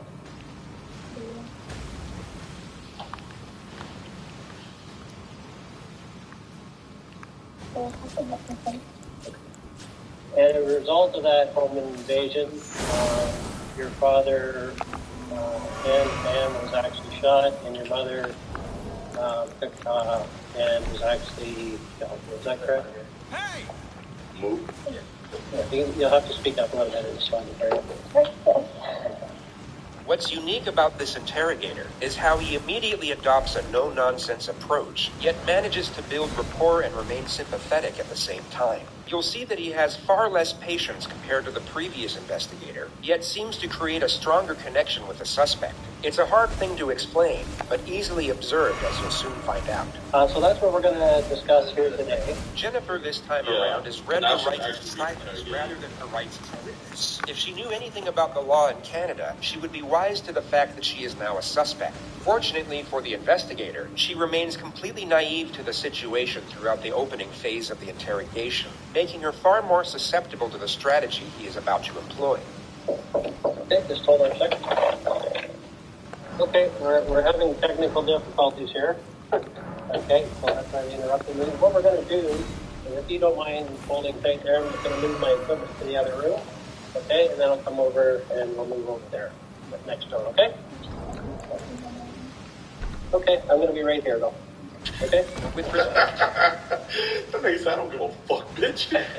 I don't feel comfortable being on my own. Okay, well, I'm gonna be right here. To interrogations, it's common knowledge that the psychological manipulation begins before a single word is spoken. The physical layout of the room is designed to accelerate the sense of discomfort and isolation, and it's fascinating to observe how each interrogator has their own unique methods of setting the tone. Knowing how this interrogation plays out allows us to realize this detective's procedure. The considerable distance between him and the suspect will keep her relaxed enough to be influenced by phase 1.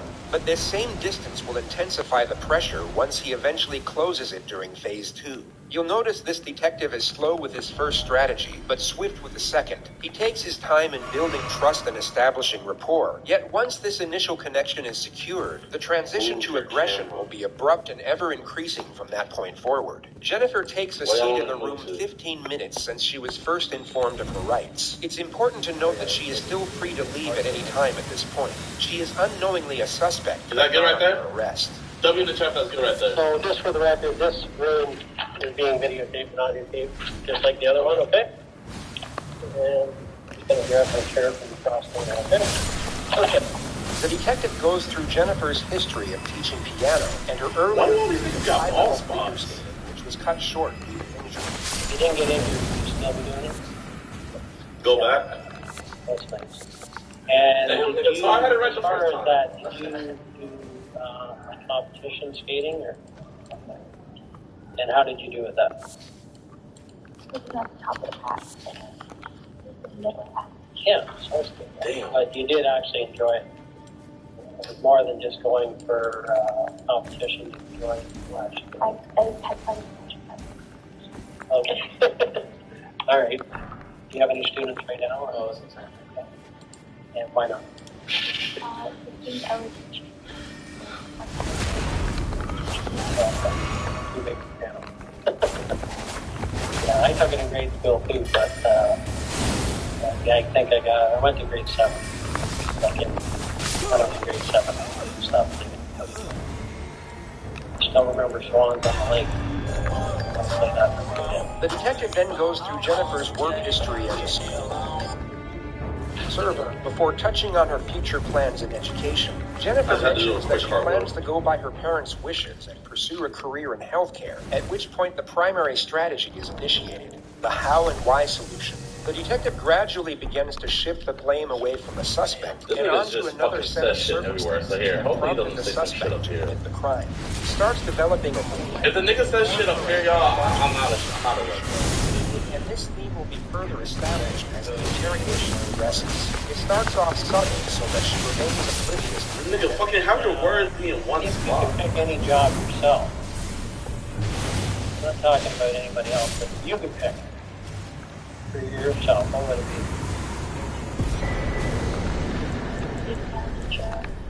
Like when I'm from home, 7 days, and I'd like to have a simple, maybe like a non-technician job, just work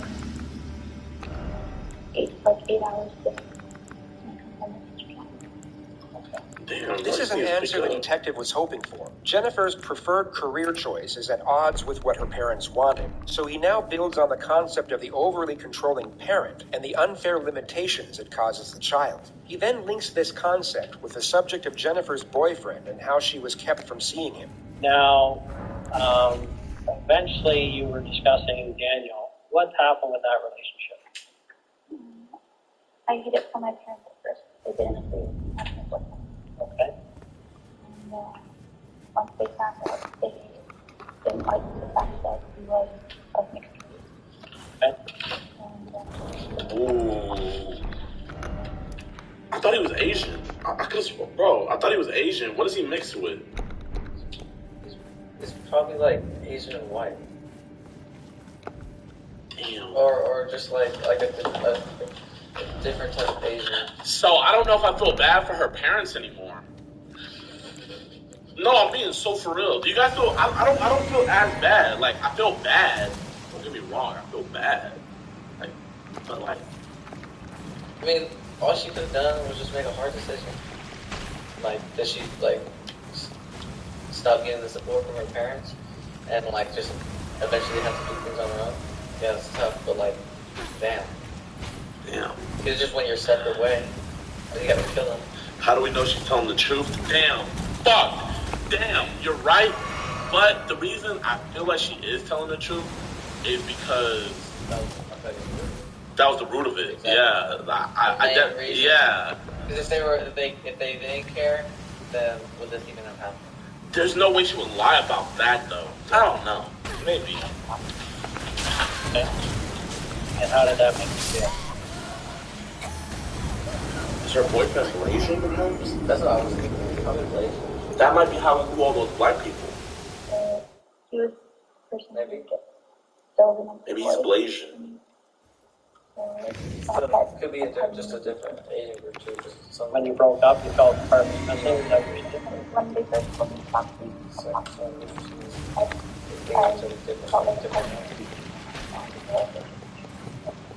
How did they find out? One day when I'm in the shop. Okay. Wait, my bad. I missed that part.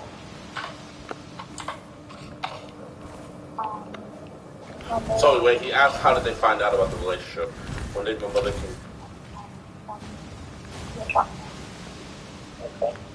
you off. Okay. And somehow they saw each other, I guess? Okay, that's giveaway. What happened next? I tried to bring him home. My mother approached her, bring him home, let us meet him. When I brought him home, they automatically Okay. So you were told to stop seeing. So what happened then? At first, I stopped for a while. I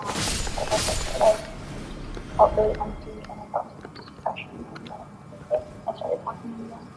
Jennifer then goes on to explain in further detail how she carried on their relationship in secret and how it became more and more of a struggle hiding it from her parents. Now, how was Daniel taking it when parents said that you can see or how did you take it?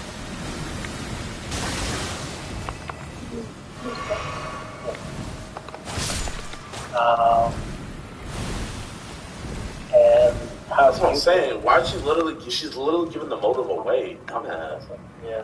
She then goes on to explain that she was living with Daniel at his parents' house for 2 years, while her own parents thought she was studying at a university. And his parents were, I guess, more liberal than your parents. Wait. Okay, I don't know if I believe that one. But there's no way. So you're telling me you lived with him for 2 years? That is it's not Cassidy. And his parents were, I guess, more liberal than your parents. Yeah. And they recognized that you loved each other. Jennifer recounts how she bought a fake diploma for $500 to show her parents, and the many other avenues she went down to keep the lie going. She eventually gets to the day she was found out. How did you end up back home? They called up my friend, who I said I was staying with, in the middle of the night, and she brought me in. What day it was, so she was like, isn't she home? She messed up. I don't blame her, but... No. Okay. Jennifer then goes on. So it's her friend's fault that her mom and dad are dead. Explain the ultimatum she was given and the restrictive measures that were put in place so that she wouldn't be able to see her boyfriend. So how has that felt, being under those guidelines for the last 18 months? It was okay, it wasn't the best feeling in the world, because I was trapped. It's what I chose. Okay. And so you made a choice between what? Living out of my own. Did you feel you really had a choice or not? There was no choice because family was you're such a fucking cringe bag, bro. Where did you get that from? Yeah, where did you get that bullshit? Where did you get that from? Nah, where did you get that bullshit? Family number one. Yeah. The detective then brings up Jennifer's earlier assertion of being depressed, and then affiliates it with the restrictive measures she was living I appreciate you fucking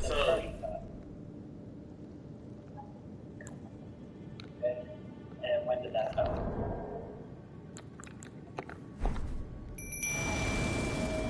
Where did you cut?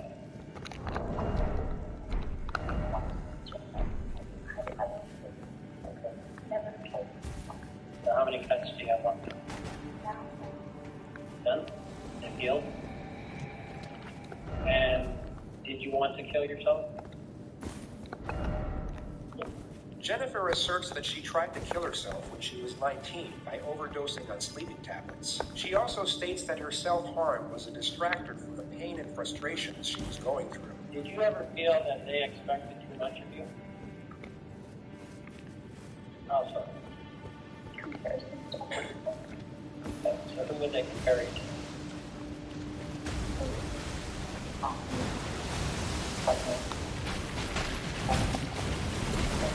And so some of them have been successful recently. And what did they say?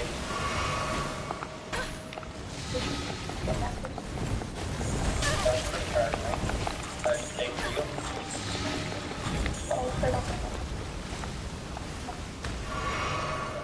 Did you ever feel like, I know you're smart and they believe you're very smart, but did you ever feel you weren't as smart as what they thought you were? I get that feeling that it's pretty tough to live up to their expectations. Okay, like your dad ultimately would like to see you be like a doctor. Those were pretty high standards for anybody. Not everybody can be a doctor. Okay? But they may have acted like I shall see to all I could have done ask it of no you problem. is to Their make the expectations were snowy so mountain high top. I know that I'm few asking people would you, be as able it to must reach be that done. That expectation. what is your mind? I'm not just talking about you, I'm talking about anybody. Shall I let my hand And it started at a share young them age. with me? The detective further explores the stresses of living with overly strict parents, and Jennifer explains in further details the way she would cope, which for the most part was lying about her grades and living a double life with her boyfriend. Okay, what I'm trying to figure out is if she could have just lived with her boyfriend, why did she go back home? That doesn't make any sense to me. If she had an option, if I had an option to live with my boyfriend or live with my parents, and my boyfriend's parents was like, "Oh, fucking, I'm moving in." So there's something not adding up. There's something not adding up. She probably still wanted her parents to like pay for stuff.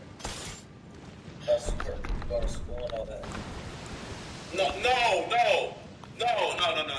I didn't mean it like that. I meant like, I'm putting it like. I feel having to lie to them all those years.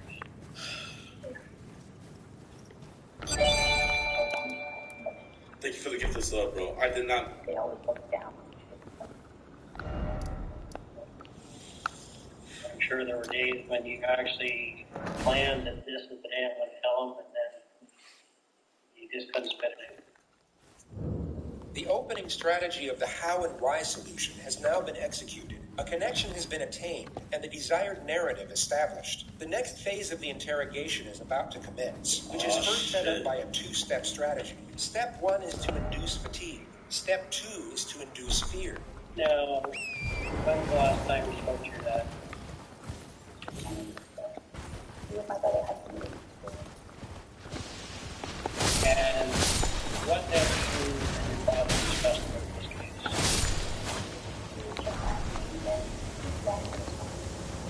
Okay.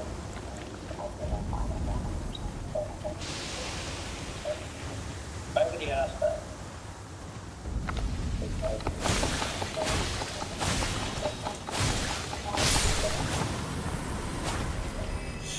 What do you think about that? She should have said that. I know it's wrong.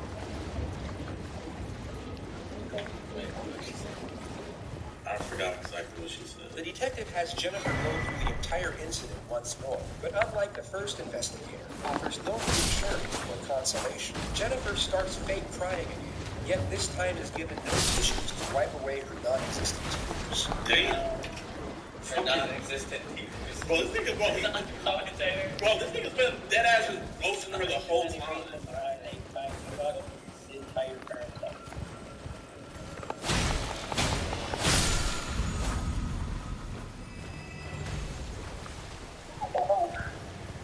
Does that seem odd to you? Why does it seem odd? I was away from a first separate from the time. What? And I was away. I don't know. parent stuff. Do you think there's any reason why they tied you up and didn't tie your parents up?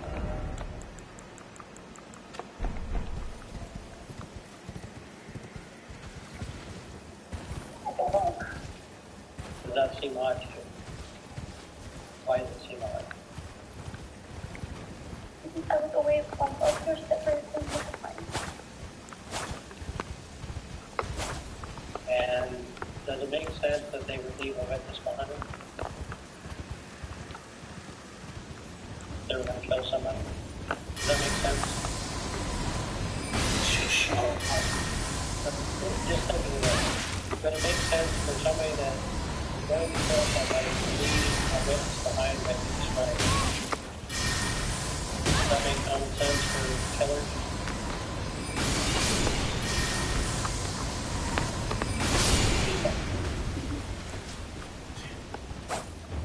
You think that was a mistake they made then? Doesn't take a long time to kill someone. Damn! Jennifer's dramatics intensify as the discussion of the home invasion continues. She's trying to give off the nonverbal cue that she wants to move past the incident. The detective doesn't respond, but continues to go over the different stages of the night in more detail. He jumps from the beginning to the end, to the middle, back to the end, and then back to the beginning again. None of this is for the purpose of information gathering. He is inducing mental fatigue as to diminish Jennifer's critical thinking. This is often done before a direct confrontation, as it can diminish the suspect's ability to consider the long-term consequences of the decision. Jennifer will get stressed and tired, not because she is traumatized by the event being recited, but because it's exhausting keeping up such an act when it's not genuine. And this performance eventually starts to dwindle and becomes gradually less convincing. How did the conversation end with that? I heard my brother calling for my father.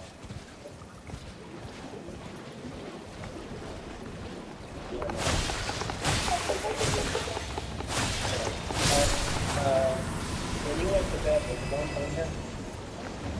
When I went down, I put right up to his back. I went down, I put the fighters that Were you injured at all during the whole process?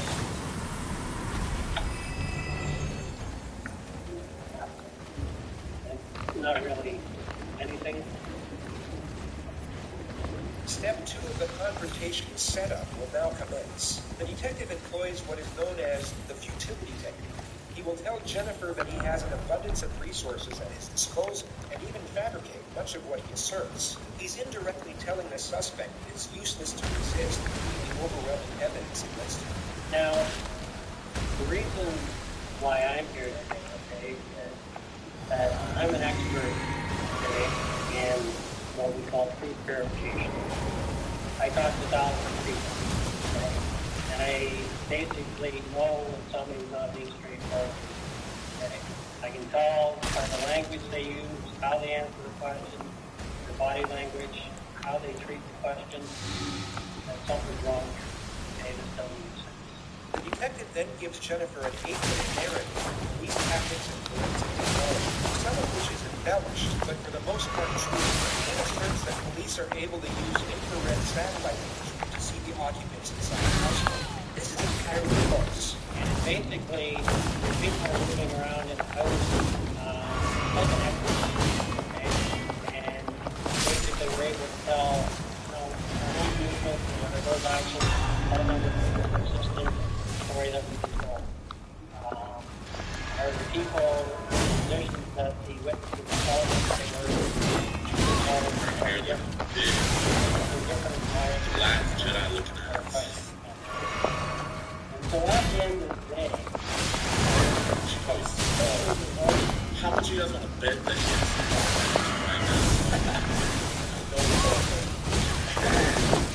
that chair straight. That shit smelled like the bro, she got up and fucking left a lake mark on that bitch. She got butt. I've never heard that. But she got butt. Swamp ass, fucking shredded, stomping ground. And I just fucked her like that. She left me just like fell her chair. I was like,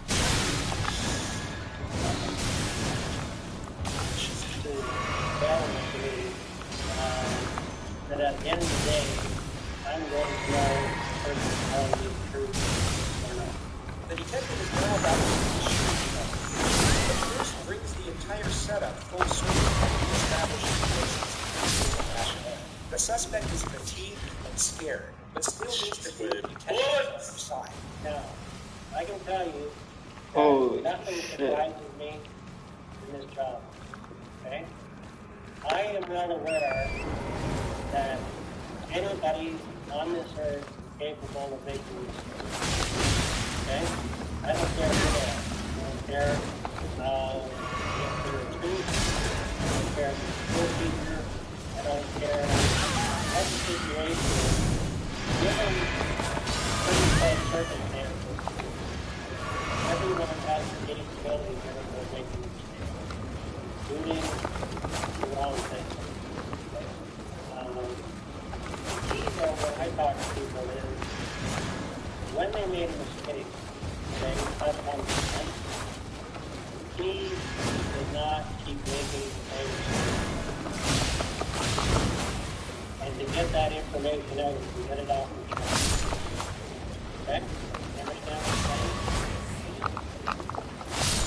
So at the end of the day, in this case, and I can tell you I've spent literally a week on this case, going over information after information, accessing all those sources, speaking to every other expert on the case. And at this point, Jennifer, I know that you've not been truthful with the police. Okay? You've not told us everything that you know. Purposely. You've spent a considerable amount of time in the last 7 years telling half-truths. And I can understand why, okay? You've had a tough life. What's happened to me, equates to abuse. And all the stresses that you've had and forced to lie, I can understand why you did it. Okay? Hello. But you're in another situation here where you're under another tremendous amount of stress. And it doesn't feel good inside, does it? It breaks down the person that you are. Because at the end of the day, you're a good person. I know that. You've got a good heart. I don't know where the boss is exactly. In this case, though, you've made mistakes. Someone could lead. Okay? And you're involved in this. I know that. Okay? There's no question about it. The only question right now is, are you going to keep making mistakes? Are you going to go on the route that you've gone on over the years and try to pretend that things happen that never happened? God damn! Why are they so close to her now? That thing ain't close to her. That's the face reality. We know that you're involved. We've done our homework. Okay? So then we have to resolve that here today. I need to know from you what really happened. I know what happened. You have spent your whole life trying to live up to expectations that you can't make, okay?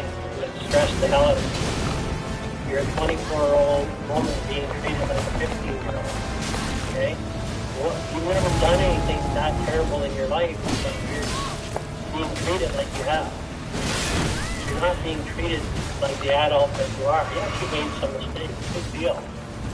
You're not the first person that has gone out and not told their parents that they're dating a guy, because in your culture they don't accept it. I understand it. I've talked to people in here that have kept that situation their whole life. Okay, so that's not abnormal, but that puts a lot of stress on you. Sorry, thank you. That's not easy. Guys, tell me the chance this nigga's hard as fuck because he wants to sniff her chair. What we need to get down to here today, Jen, is what really happened. You need to tell me what went on. Because you know who was in that house that night. She's 24? This bitch is 24?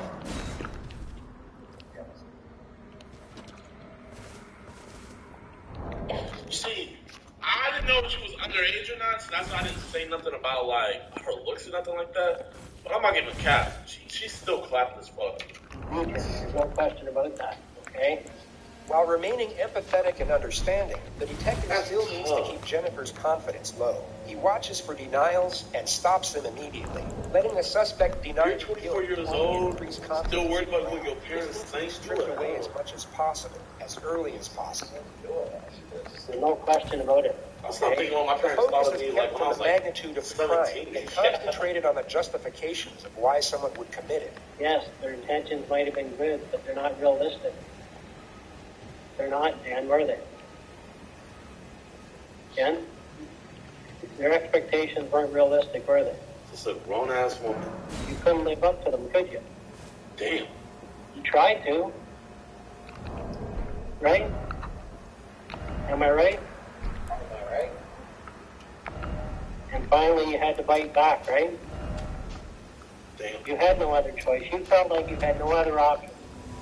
You thought of everything else, including killing yourself. This is Canada. We're in the 21st century here. You cannot take everything out of a person. You can have expectations for your kids, but you can't expect them to do everything the way you want. It doesn't feel good to have It's truly a waste of good semen. You have to let me know what happened. If her dad was a professional raw dogger, this whole situation would have never happened.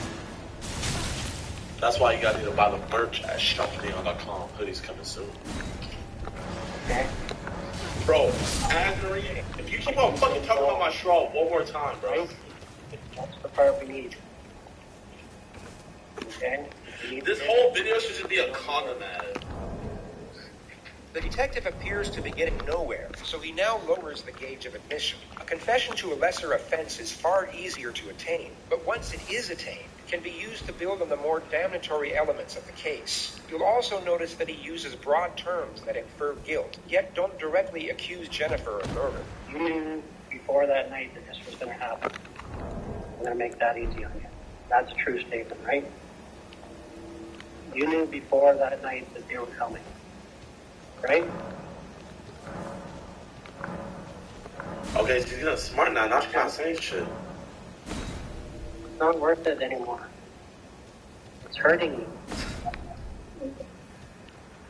She seems to be on the cusp of giving some form of admission, yet wants reassurance as to what it means for her own sake. She asks this question 9 times throughout this interrogation. It's one of the few things investigators can't actually lie about, as it's been used countless times in the past to get a case thrown out under misdirection. They can avoid the question, yet they can't afford any false promises with respect to sentencing. I didn't know the details. I can't even say. Wow, that's great to know. So, guys, if you can get a nigga to lie to you, you can get the case thrown away. What happens if I tell you? Wow, that's like a glitch.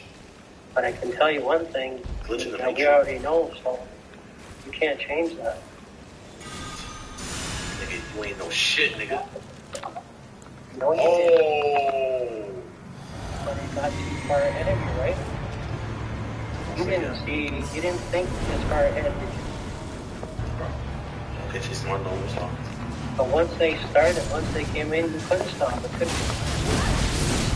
Could you? Yeah?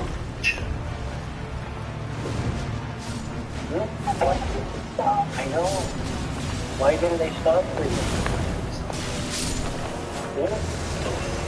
That's what they were. Ooh! That's insane. Oh. Man, wait, my bad. I should be. Like you were part of the plan, right? You have to tell me that. You know what I'm saying?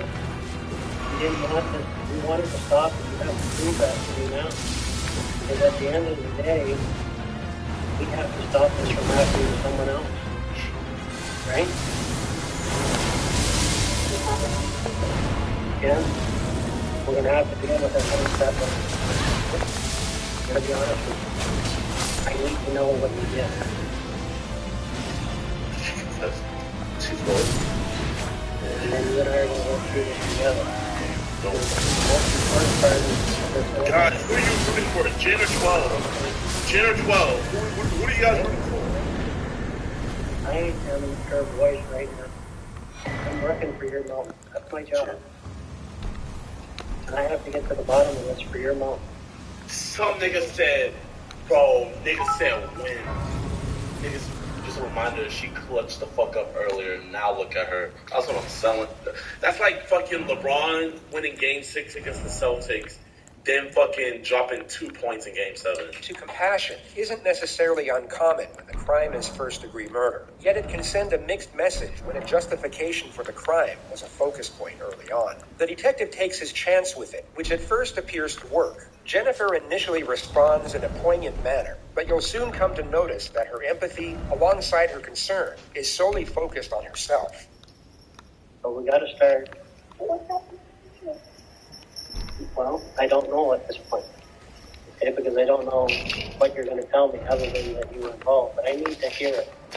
What this all was a last-ditch effort to live your own life, to be your own person, make your own decisions. Look at all your friends. Look at all the people around you. Does anyone else have a curfew for 9 o'clock at 24 years of age?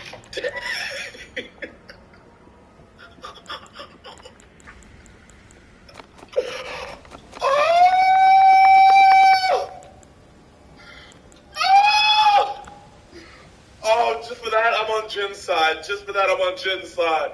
That nigga does not need to be violating her like that. 9 o'clock, my nigga. My nigga, I didn't have that shit when I was fucking 5, bro. This bitch is on a fucking toddler's bedtime schedule. God damn. Oh, does anyone else have a curfew? Look at all the people around you. Does anyone else have a curfew for 9 o'clock at 24 years of age? Bro, arrest this nigga, bro. Arrest this nigga. This nigga deserves to be in jail. Jail. Jail for this nigga. Bro, that was unnecessary. That is the definition of police brutality. That is Asian lives. ALM in the chat. ALM in the chat. Asian lives matter. ALM in the chat, bro. That is police brutality. Wow. You had no choice here.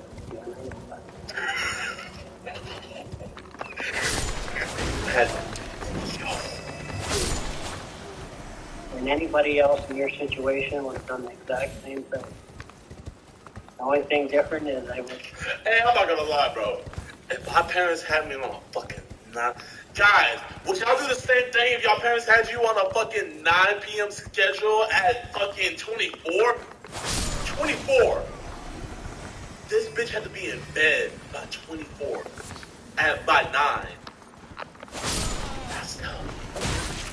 That's tough. Down in the water, they would have looked for a way of disperse that plan.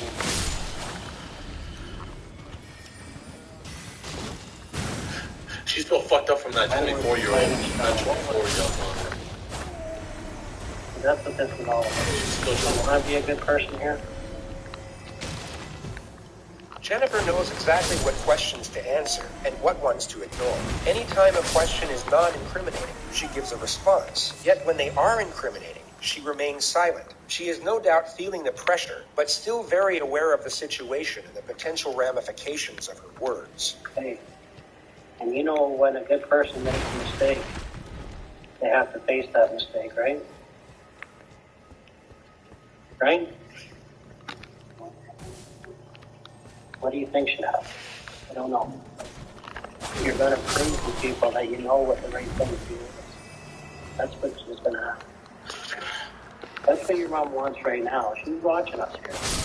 She's wondering, is Jen going to make the right decision? Is Jen, after all of this, going to come out on top doing the right thing? I'm here for you, Jen. I'm here for your mom.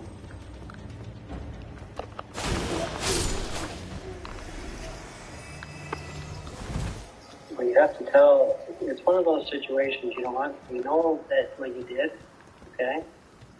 But you have to be able to explain to me what happened, okay? I can't tell you what's exactly going to happen to you.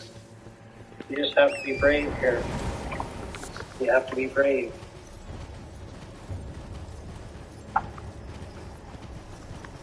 Three hours, 20 minutes, and 26 seconds. The exact amount of time it took for Jennifer to display genuine emotion.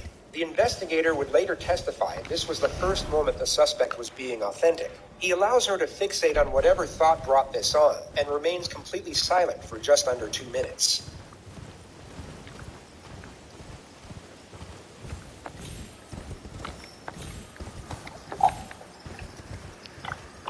Sorry, Rachel.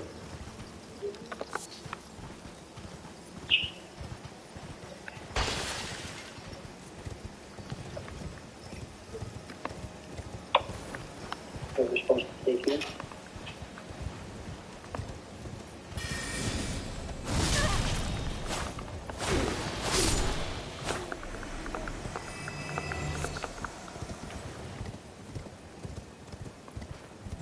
She fucking clutched up. She wait, or she sell? No, she sold. She sold. Wait, I don't know. I don't know. Did she sell?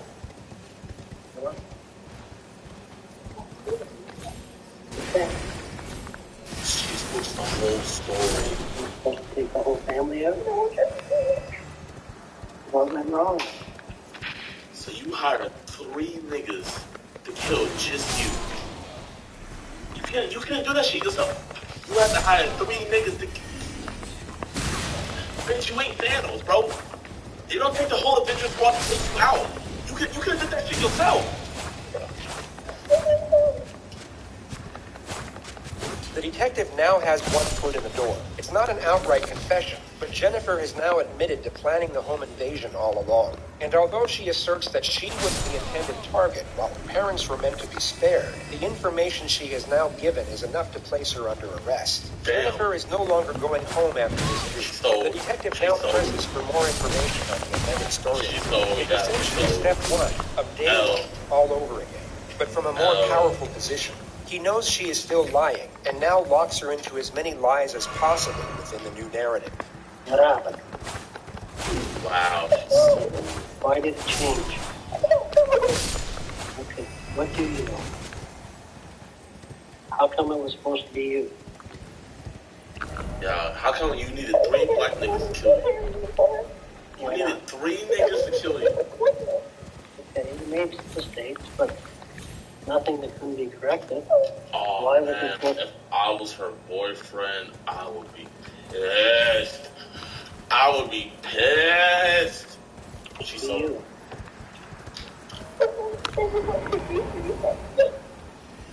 Why did it happen this way? I don't know. I don't want to be anything. I was disappointed in everything. Okay, so why did it have to happen this way? So when I tried suicide, What did you want done? How? Okay. So who did you get to do this thing? Okay. And what's his number? I don't memorize it. She skirts around the questions surrounding her accomplices and gives multiple fake names. She stated that she got the number of the supposed hitman from an acquaintance named Rick, and that she took everything from there over the phone. It becomes apparent she doesn't want to give up, or even mention her boyfriend, so for the time being, the detective allows her to recount her amended narrative in the manner she pleases. She gets to the moment she instructed the hitman over the phone about her planned suicide. I wanted to keep him. And if he... That chair just was wet as that straw. Bruh, leave me my fucking straw alone, bro. I just want to eat my fucking think straw. that was something crazy? Are you sure? Could you work? And I said, yes. Because I don't think many people get that request. Do you? No, but that's what I wanted. And he asked me over it and over it. Just to make sure I was sure. And I said I was sure. Okay, so what did you ask them to do then? Wait, so how the fuck the nigga supposed to get paid if he murks you? Cause ain't no nigga gonna kill your bitch ass for free. Come take me out and then leave.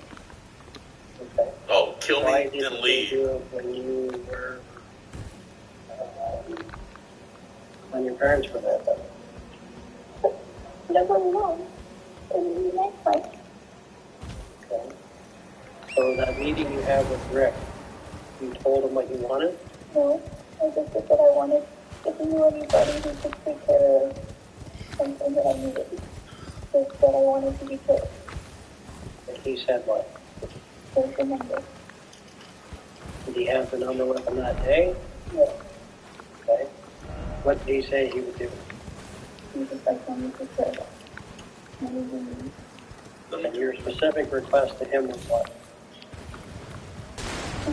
Make sure you tell me. So he does come into the house, and you're the obvious only young girl there, right? Okay. When he came to your room, what discussions did you have with the guy that came to your room? The real discussions you had, not what you told us. Where was the money? And I told him where the money was. Okay.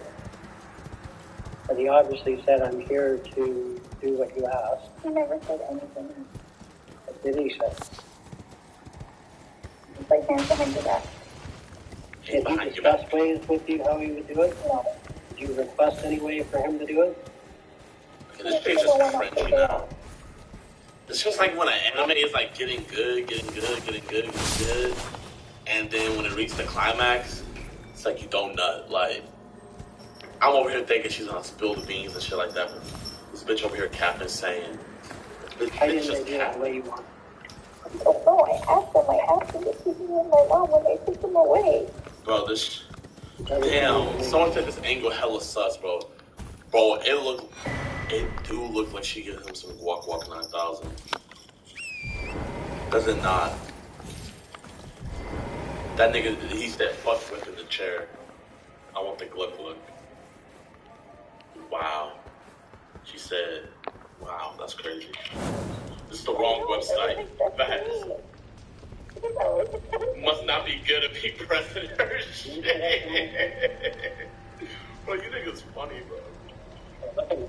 The detective wants an outright confession, and the second direct confrontation is about to commence. Only this time it will be a lot more aggressive, as he doesn't have to worry as much about the suspect locking up and requesting counsel. She is under arrest and going to jail after this interrogation, no matter what. Look at me. Okay. What I do believe is that you went to somebody. And I do believe that night you paid them the $2,000. But what's not true is it was never for you. Okay, Jen, no. Okay, you went to this person and you asked them to do a job. And the job was for your parents. You asked them to do this job on your parents' Jen. Okay, let's be truthful. Okay, nobody's going to come there and get the wrong people. If you wanted to kill yourself, Jen, you're not going to pay somebody $2,000 to do it. I couldn't do it myself. Okay, but there's other ways, okay? And if that was going to happen, they could have taken you inside and done it anyway. It wouldn't matter. But if you really wanted to die, all they would have had to do is pull up beside you in a car and shoot you. I'm playing with pussy like this nigga's playing with pussy, because he's just playing with her at this point.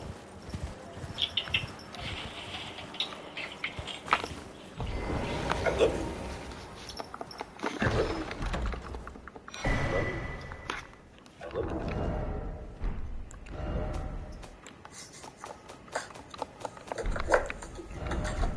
You made a specific request, and the job was for your mom and dad. Okay, the fucking straw is gone. The straw is gone, niggas. The straw is gone. Okay? Nobody's going to do that. They came, you paid, and they did what they were supposed to do. Your plan was for your parents. Okay? Jen, you have to be honest with me. This is the only thing that's in contention. Give it to me, it's fine. Okay? You made the mistake, okay? Everybody understands. Everybody in this police department feels sorry for you. I can tell you that right now. Okay? Because they see what you're going through. It's so obvious. Okay? That all this tension they put out, basically this is like a volcano. Alright? And at one point it was just too much and you erupted, okay? And you made a bad decision. Okay? And once you hired this guy, there was no turning back. And in the original story, you said that you hit your cell phone. Okay? If it was for you, you wouldn't have taken your cell phone. That would have never happened. So it's in conflict. It's just, I put it there naturally. But I'm not consistent. Like you said on play, and I didn't. Okay, let's figure out how this ends. Because this shit just cringy at this point, yo. Okay. So what I'm going to have to get you to do is actually empty all your pockets on the table here. I'm going to make sure that they're making the call to duty council, and we'll line that up, and you can speak to the duty council. Okay? She gets to play Call of Duty. And we'll line that up. Wait, when you get arrested, you get to...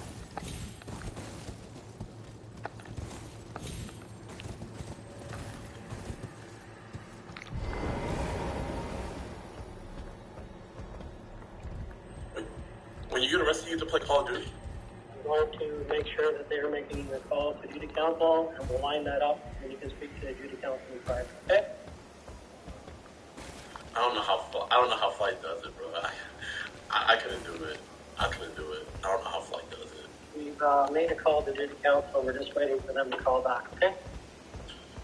I couldn't do it. I don't know how he does it. I can't troll like that. Okay. I do have to go and speak to the officer, but I'll come back. Okay? Well, we got to take care of the lawyers. Okay? That's what I always say. Okay? The next time Jennifer would see this detective would be when he testified at her trial. It began on the 14th of March, 2014, and Jennifer 2014? all the charges. Her interrogation tape. So wait, that means she was 28. Yet the most damning were the 116 text messages between her and her boyfriend in the 6 hours leading up to the murder. They thought using burner phones to communicate would cover their tracks, yet forensics were able to uncover the entire discussion just 1 month after the incident. They spoke in detail about how the crime would be carried out, and it was enough to convict them both, as well as each of the intruders who were linked to the crime via DNA evidence and witness testimony. They were all found guilty of first-degree murder and given a life sentence without the possibility of parole for 25 years. Jennifer Pan is now 34 years of age. She is currently serving her sentence at the Grand Valley Institution for Women in Kitchener, Ontario. She will be first eligible for parole in November of 2035. What about her boyfriend? What about your dad? Is that right?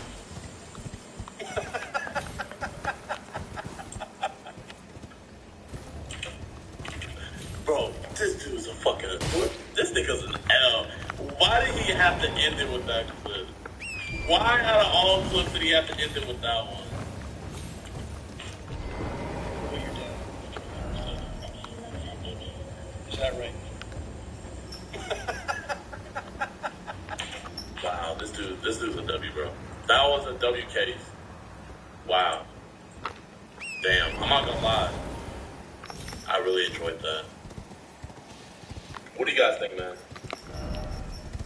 What do you guys think, bro? Is she an L daughter? Is she the biggest L daughter in humanity?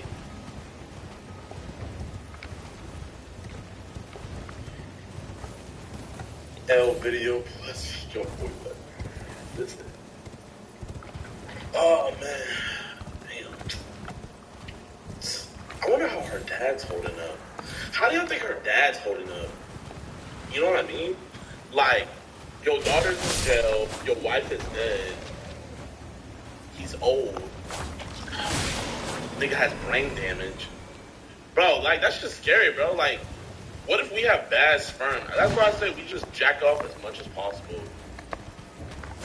I say just jack off as much as possible, just to make sure you get all the bad eggs out the bat, you know? And just hope that the ones that come out are good. Damn. What if you don't jack off and the first sperm are the good ones? And let's say you...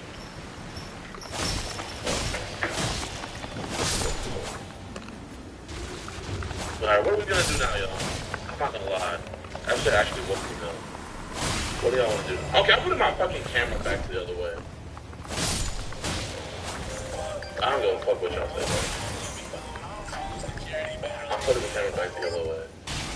Because I hate it on this side. I literally hate it. I want it here.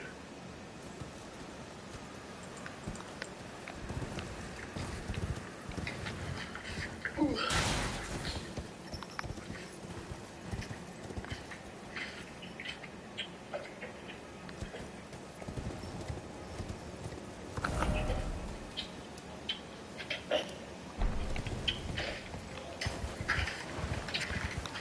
What are we doing? What's the move? What's the move? What's the move? What's the move?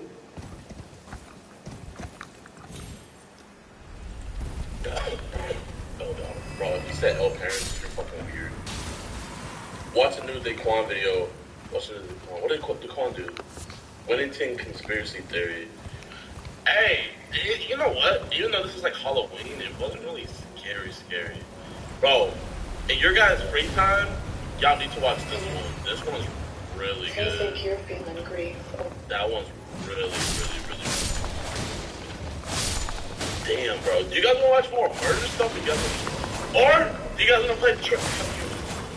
Do y'all want to finish Detroit Become Human? What do y'all... Bro, I wish we could watch movies, bro. That would be so fucking lit if we could watch movies. That would be so fucking lit. You know what? Actually, I wouldn't want to watch movies with y'all because I feel like you fuckers would fucking... Y'all would spoil the movie while we're watching it. Detroit. And listen, I'm gonna play Detroit Murder. Here, more murder? Damn, that sounds weird. But more murder or Detroit Become Human? So I'm not gonna lie. Here, if we do watch another murder one, I would want to watch like one like talk about their life. Daily series. This girl is a fucking W. I'm not gonna lie, I have a crush on her. She has a man, but...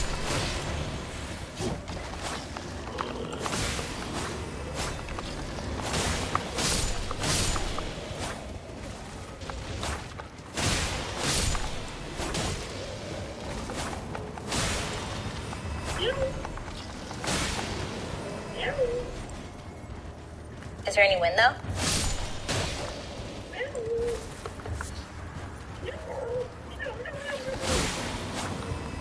When Satan comes to town inside, death by delicious chocolate.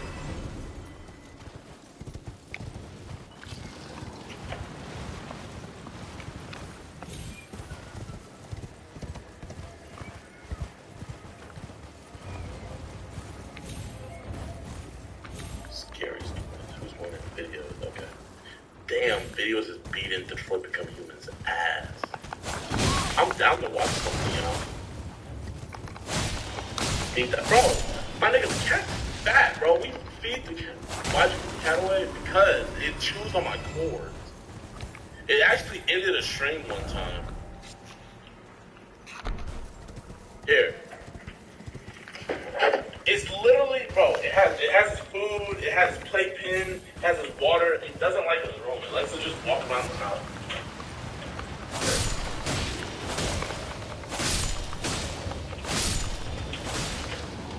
Motherfucker said breathe. You can't be around here. Say goodbye. Okay. You don't want to watch that. Hey, where's he gone? Where's he back?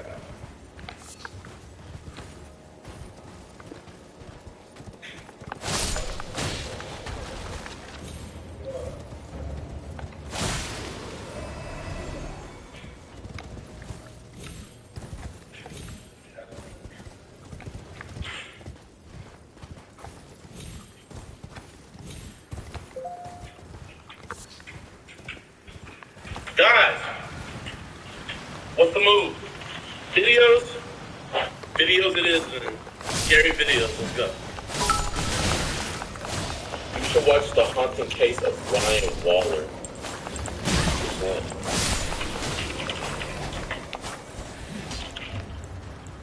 Bro, this video was fucking crazy. That's such a good video. Ryan Waller.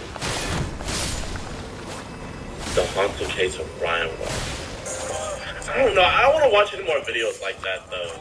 Like I want to watch like documentary type ones. If that makes any sense. Like not documentary, but like fucking learn about killers or unsolved ones. That would look be like, bro. They just figured out who the fuck the one dude is. Oh shit. I got L internet right now. L internet. Actually, bro, I actually don't want to do unsolved ones because the thing about unsolved one is fucking. It's not solved. So there's no resolve. I'm gonna fucking have nightmares and shit.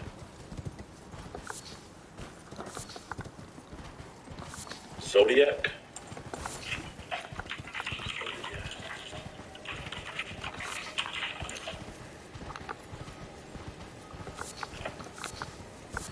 I don't even know about the Zodiac Killer. Like, everybody should know about this shit.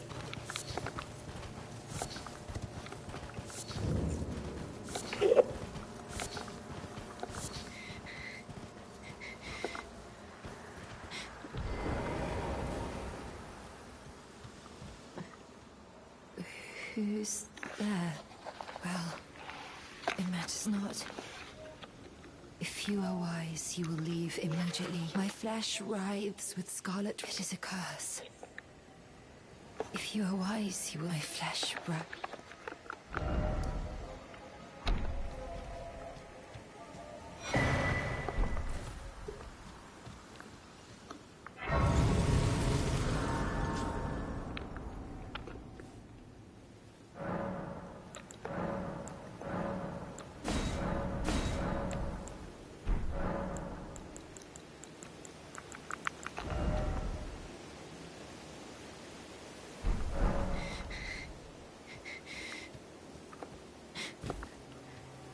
If you are wise, my flesh.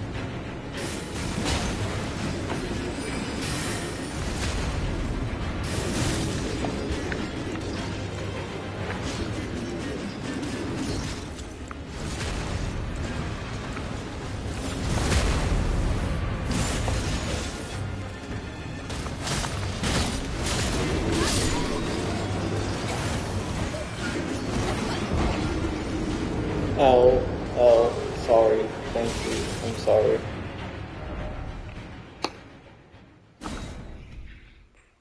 That was an excuse.